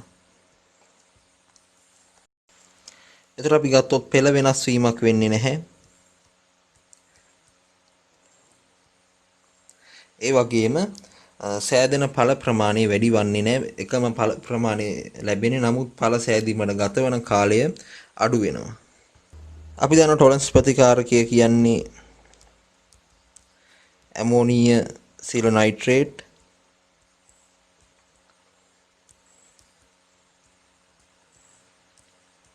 මේ ඇමෝනියම් සිල්වර් නයිට්‍රේට් ඔක්සිහරණය කරද්දී අපි දන්නවා සිල්වර් ප්ලස් ඉලෙක්ට්‍රෝන ලබාගෙන සිල්වර් වශයෙන් තැන්පත් වෙනවා. ඒතර අපිට රිදී කැඩපතක් ලැබෙනවා. ඒතර අපි ගත්තොත් ෆෝමික් අම්ලය. ෆෝමික් අම්ලය මේ ටොලරන්ස් ප්‍රතිකාරකයේ සමග ප්‍රතික්‍රියාවට භාජනය වෙනවා. ප්‍රතික්‍රියාවට භාජනය වෙලා රිදී කැඩපත සහ CO2 වායුව ලබා දෙනවා. ඒ වගේම අපිට පුළුවන් අපිට B උත්තරේ වශයෙන් ලබා දීලා තියෙන ඇල්ඩිහයිඩ් කාණ්ඩය ඔක්සිකරණයට ලක් කරන්න මේ ටොලරන්ස් ප්‍රතිකාරකයේ සමග. එතකොට එම කාණ්ඩය ටොලරන්ස් සමග ප්‍රතික්‍රියාවෙන් අපිට ලැබෙන මෙන්න මේ ආකාරයට ඵලයක්.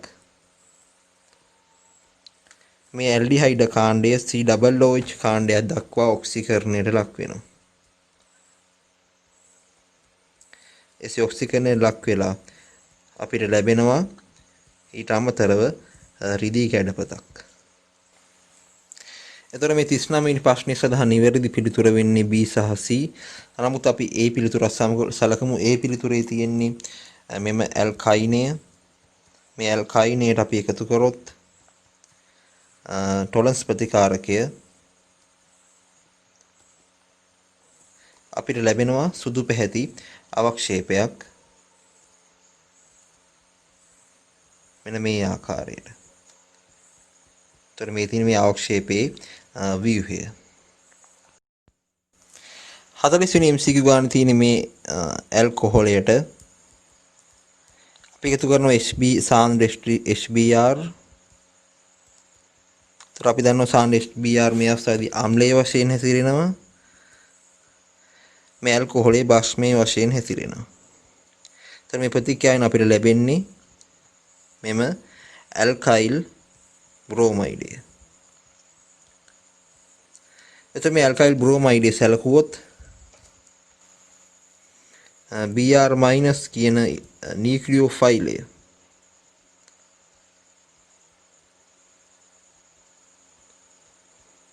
මේ නියුක්ලියෝෆයිලය මේ ඇල්කොහොලයට ආදේශ වීමෙන් තමයි OH කාණ්ඩයට වෙනුවට ආදේශ වීමෙන් තමයි මේ අදාළ ඇල්කයිල් බ්‍රෝමයිඩය අපිට ලැබෙන්නේ. එතකොට අපි සැලකුවොත් එහි මේ 40 වෙනි ප්‍රශ්නේ A සහ B ප්‍රකාශන දෙකම නිවැරදි. එතකොට C ප්‍රකාශනයේ සැලකුවොත් OH- ඉවත් වෙනවා. OH- වෙනකොට තමයි Br- ආදේශ වෙන්නේ. එහෙනම් මේ ප්‍රතික්‍රියාව සැලකුවොත් නියුක්ලියෝෆීලික ආදේශ ප්‍රතික්‍රියාවක්. එතකොට C ප්‍රකාශයත් නිවැරදි, D ප්‍රකාශයත් නිවැරදි වෙනවා. මොකද Br- තමයි නියුක්ලියෝෆයිලය. අපි සැලකුවොත් 41 වෙනි ගාන අපිට සූර්යාගේ සිට පැමිණෙන්නේ පාරජම්බුල කිරණ. ඒ වගේම අපිට පැමිණෙන දුෂ්‍ය කිරණ නිසා තමයි අපිට යම් යම් වස්තුන් වර්ණවත්ව පෙනෙන්නේ. ඒ වගේම අදෝරක්ත කිරණ පැමිණෙනවා. අදෝරක්ත කිරණ නිසා අපගේ ශාරීරියේ උෂ්ණත්වයට බලපාන අදෝරක්ත කිරණ. එතකොට මේ ආකාරයට මේ ඕසෝන් වියනේ කාර්යය තමයි පාරජම්බුල කිරණ අධිශක්ති පාරජම්බුල කිරණ අවශෝෂණය කර ගැනීම. එහෙනම් අපිට ගන්න පුළුවන් නිවැරදි පිළිතුර එක වශයෙන් දෙවන ප්‍රකාශයෙන් පළමු ප්‍රකාශය පැහැදිලි කරනවා ඕසෝන් වියනෙන් අවශෝෂණය කරන්න UV කිරණ පමණයි. එතකොට ඕසෝන් වියනෙන් අදෝරක්ත කිරණ සහ දුෂ්‍ය කිරණ අවශෝෂණය කිරීමක් සිදුවන්නේ නැහැ. 42 වෙනි MCQ ගාන සැලකුවොත් CCl4 සහ CBr4 සම්බන්ධයෙන් තමයි කතා කරන්න තියෙන්නේ. අපි ගත්තොත් මෙන්න මේ ආකාරයට අණු දෙන්නම චතුස්තලීය හැඩ පෙන්වනවා.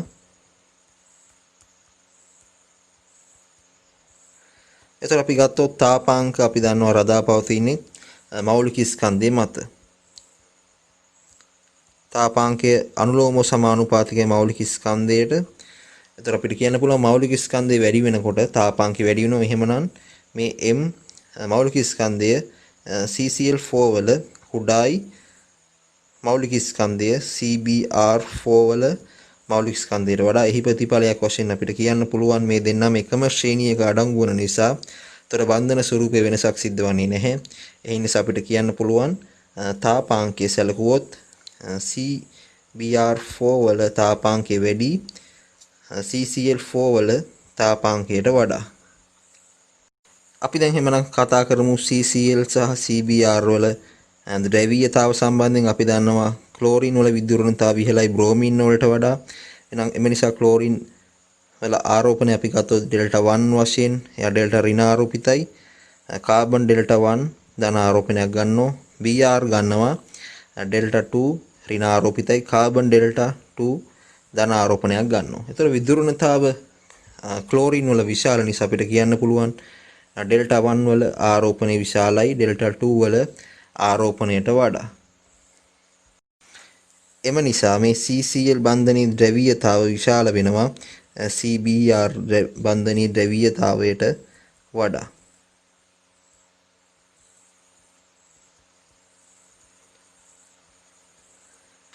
හතලිස් තුන්වෙනි MCQ ගාන සැලකුවොත් අපි ගත්තොත් HNO2 ඔක්සෝ අම්ලයේ හැඩය සැලකුවොත් මේ ආකාරයට තමයි හැඩය ලැබෙන්නේ. අපිට ලැබෙන නයිට්‍රජන් වටා හැඩය කෝනික හැඩයක්.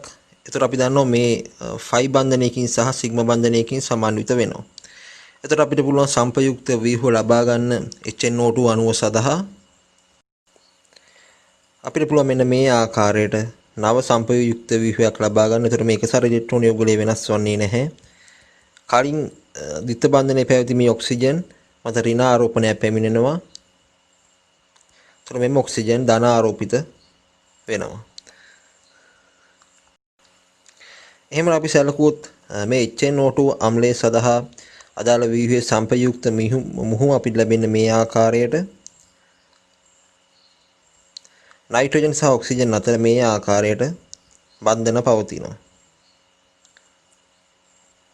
ඒ වගේම මේ OH බන්ධනය වෙනස් වන්නේ නැහැ. ඒතර අපි ගත්තොත් මේ ඔක්සිජන් ධන භාගයක ආරෝපණය සහ මේ ඔක්සිජන් ඍණ භාගයක ආරෝපණය ලබා ගන්නවා. එහෙනම් අපිට කියන්න පුළුවන් මේ නයිට්‍රජන් බන්ධන දෙක බන්ධන දිග සමාන වෙනවා.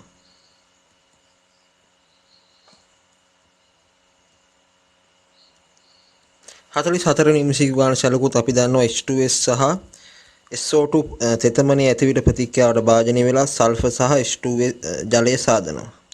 එතකොට අපි සැලකුවොත් H2S සල්ෆර් බවට පත් වෙනවා. ඒ ප්‍රතික්‍රියාව ගත්තොත් H2S වල සල්ෆර් වල විද්‍යුරණ ඔක්සිකරණාංක ඍණ 2යි ඍණ 2 බිඳුව බවට පත් වෙනවා. එහෙමනම් ඔක්සිකරණයක් තමයි පවතින්නේ.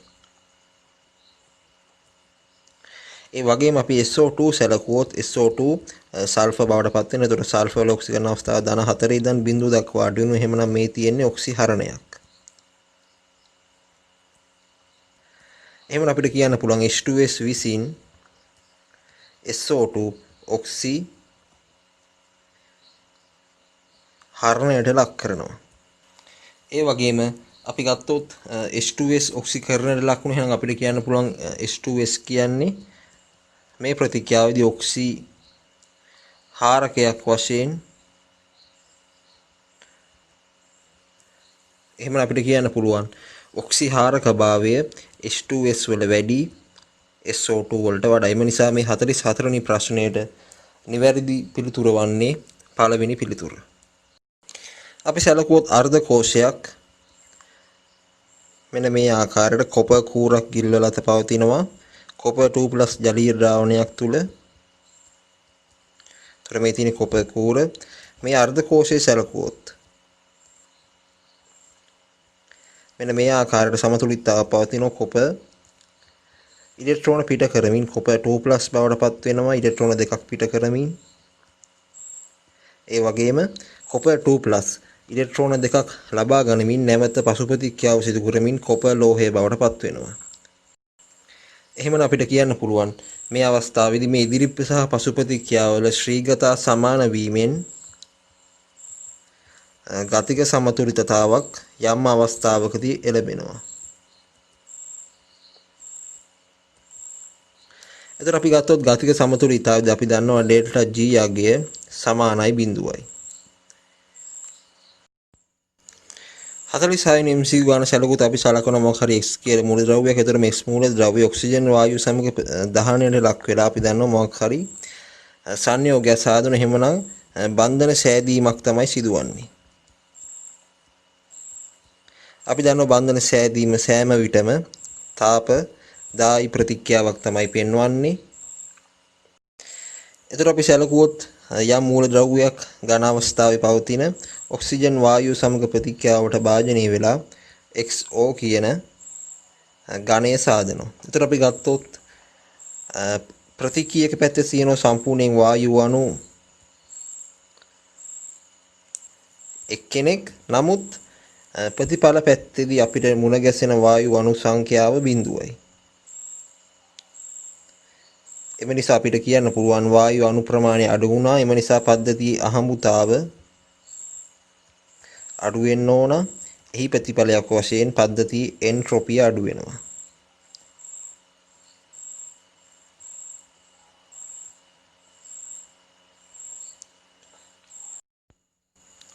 හතරේ 7 වෙනි MCQ ගාන සැලකුවොත් අපි දන්නවා මේ තියෙන ෆෝමික් අම්ලය. ෆෝමික් අම්ලයේ ආම්ලිකතාවය වැඩි ඇසිඩික් අම්ලයේ ආම්ලිකතාවයට වඩා. එතකොට අපි සැලකුවොත් මේ ඇසිඩික් වල මේ කාබන් මත සම්බන්ධ වෙලා තියෙන හයිඩ්‍රජන් පරමාණු 3 දෙනා වෙනුවට අපි ෆ්ලෝරින් පරමාණු 3ක් සම්බන්ධ කරොත් අපි දන්නවා ෆ්ලෝරින් තමයි විද්‍යුරණතාව ඉහළතම මූලද්‍රව්‍ය. එතන මේ ෆ්ලෝරින් විසින් Taman දෙසට ඉලෙක්ට්‍රෝන ඇද ගන්නවා. එතකොට ඒ ආකාරයට 3 දෙනෙක් විසින් ඉලෙක්ට්‍රෝන ඇද ගැනීම නිසා යාගේ ආම්ලිකතාව වැඩි වෙනවා. මොකද සම්පයුක්ත බල සැලකුවොත් අපි දන්නවා සම්පයුක්ත බලය හයිඩ්‍රජන් මත ක්‍රියා කරන. එම නිසා H+ නිදහස් වීමේ හැකියාව වැඩි වෙනවා. එම නිසා හි ප්‍රතිඵලයක් වශයෙන් මේ අම්ලයේ ආම්ලිකතාව වැඩි වෙනවා. ඒතර අපි ගත්තොත් මෙයාගේ ආම්ලිකතාව වැඩි වෙනවා. මේ කාබොනික් අම්ලයේ ආම්ලිකතාව වැඩි වෙනවා ෆෝමික් අම්ලයේ ආම්ලිකතාවයට වඩා. ඒට ප්‍රධානතම හේතුව තමයි මෙම අම්ලයේ මෙම අයනය වඩා ස්ථායි අයනයක් බවට පත්වීම. මේ අයනය වඩා ස්ථායි නිසා H+ නිදහස් වීමේ හැකියාව වැඩි වෙනවා.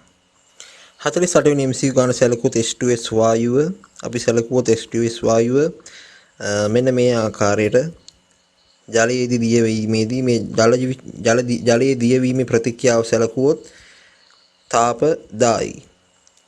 ඒට හේතුව H2S වායුව ජල අණු සමග බන්ධන සෑදීම. එතකොට අපි සැලකුවොත් මේ ආකාරයට විවෘත පද්ධතියක පවතින දියවී ඇති H2S ද්‍රාවණයක් සැලකුවොත් ජලීය ද්‍රාවණයක් අපි මේ ජලීය ද්‍රාවණය රත් කරනවා. ඒතර අපි දන්නවා උෂ්ණත්වය වැඩි වෙනවා. එම නිසා ලේචැස්ලිය මූල ධර්මයට අනුව උෂ්ණත්වය අඩු වෙන්න ඕන. එම නිසා සිදු වෙන්න ඕන තාපාවශෝෂිත ප්‍රතික්‍රියාව. එතකොට අපි සැලකුවොත් තාපාවශෝෂිත ප්‍රතික්‍රියාව නම් සිදු වෙන්න ඕන. සිදුවන්නේ පසු ප්‍රතික්‍රියාව.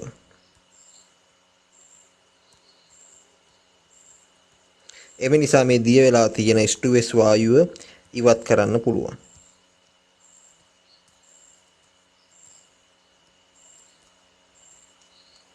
දෙවෙනි ප්‍රකාශය සැලකුවොත් අපි දන්නවා H2S වායුව මෙන්න මේ ආකාරයට තමයි ජලයේ දියවීමෙන් පසු විකරණයට ලක් වෙන්නේ. ඒතර බන්ධන බිඳීමක් තමයි සිදු වෙන්නේ. බන්ධන බිඳීම නිසා අපිට කියන්න පුළුවන් මේ ප්‍රතික්‍රියාව තාප අවශෝෂිත ප්‍රතික්‍රියාවක් වශයෙන්. නමුත් මේ ප්‍රශ්නේ සඳහා නිවැරදි පිළිතුර දෙවෙනි පිළිතුර. මොකද දෙවෙනි ප්‍රකාශයෙන් පළවෙනි හේතුව තෘප්ත කරන්නේ මෙන්න මේ ප්‍රතික්‍රියාව නිසා තමයි. කියන්නේ මේ H2S වායු ජලයේ දියවීම තාපදායි නිසා තමයි අපිට රත් කිරීමෙන් H2S වායුව ඉවත් කරන්න පුළුවන්. අපි සැලකුවොත් 49 වෙනි ප්‍රශ්නේ අපි දන්නවා බෙන්සීන් අණුව ක්ලෝරින් සමග ක්ලෝරිනීකරණයට ලක් වෙනවා. ඒතර ක්ලෝරින් අණු තුනක් සමග තමයි ක්ලෝරිනීකරණයට ලක් වෙන්නේ. ක්ලෝරිනීකරණයට ලක් වෙලා හෙක්සා ක්ලෝරෝ මෙන්න මේ සංයෝගය සාදනවා. ක්ලෝරින් අණු 6ක් සම්බන්ධ වෙනවා කාබන් පරමාණු මත. එතකොට අපි සැලකුවොත් මේ ප්‍රතික්‍රියාව ඉලෙක්ට්‍රෝෆීලික ආකලන ප්‍රතික්‍රියාවක්. ෆයි බන්ධනයේ බිඳීමෙන් ක්ලෝරින් ආදී ආකලනය වෙනවා බෙන්සීන් වලය මත. අපි ඒතර සැලකුවොත් බෙන්සීන් කියන්නේ අසන්තුෂ්ත අණුවක්. ඒට හේතුව යා මත ෆයි බන්ධන පැවතීම. ඒතර මේ ෆයි බන්ධන පැවතීම නිසා යාට පුළුවන් ෆයි බන්ධන පවතින ස්ථාන වෙනස් කරමින් මෙන්න මේ ආකාරයට ස්ථායී වෙන්න. එතකොට අපි සැලකුවොත් මේ 49 වෙනි ප්‍රශ්නෙට නිවැරදි පිළිතුර වෙන්න ඕන. 4 වෙනි පිළිතුර පළවෙනි ප්‍රකාශය අසත්‍යයි. නමුත් දෙවන ප්‍රකාශය සත්‍ය වුණා. අපි ගත්තොත් යම්කිසි වායු මිශ්‍රණයක් මේ වායු මිශ්‍රණයේ චාලක ශක්තිය රඳා පවතින්නේ චාලක ශක්තිය E ලෙස සැලකුවොත් චාලක ශක්තිය සමානුපාතිකයි අනුලෝමව උෂ්ණත්වයට. ඒ නිසා නියත උෂ්ණත්වයේදී අපිට කියන්න පුළුවන් පද්ධතියේ චාලක ශක්තිය නියතයක්.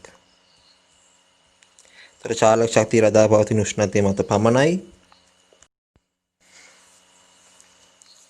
ඒතර අපි මේ වායු සාම්පලයේ පරිමාව වෙනස් කරොත් පරිමාව වෙනස් වීම සිදුවන්නේ උෂ්ණත්වයේ නියත වන පරිදි. නමුත් පරිමාව වෙනස් වීම නිසා පීඩන වෙනස් වීමක් සිදු වෙනවා. නමුත් උෂ්ණත්වය වෙනස් වීමක් සිදුවන්නේ නැහැ. මොකද පරිමාව වෙනස් කරන්නේ අපි නියත උෂ්ණත්වයේදී. එහි ප්‍රතිඵලයක් වශයෙන් චාලක ශක්තිය වෙනස් නොවිය යුතුයි.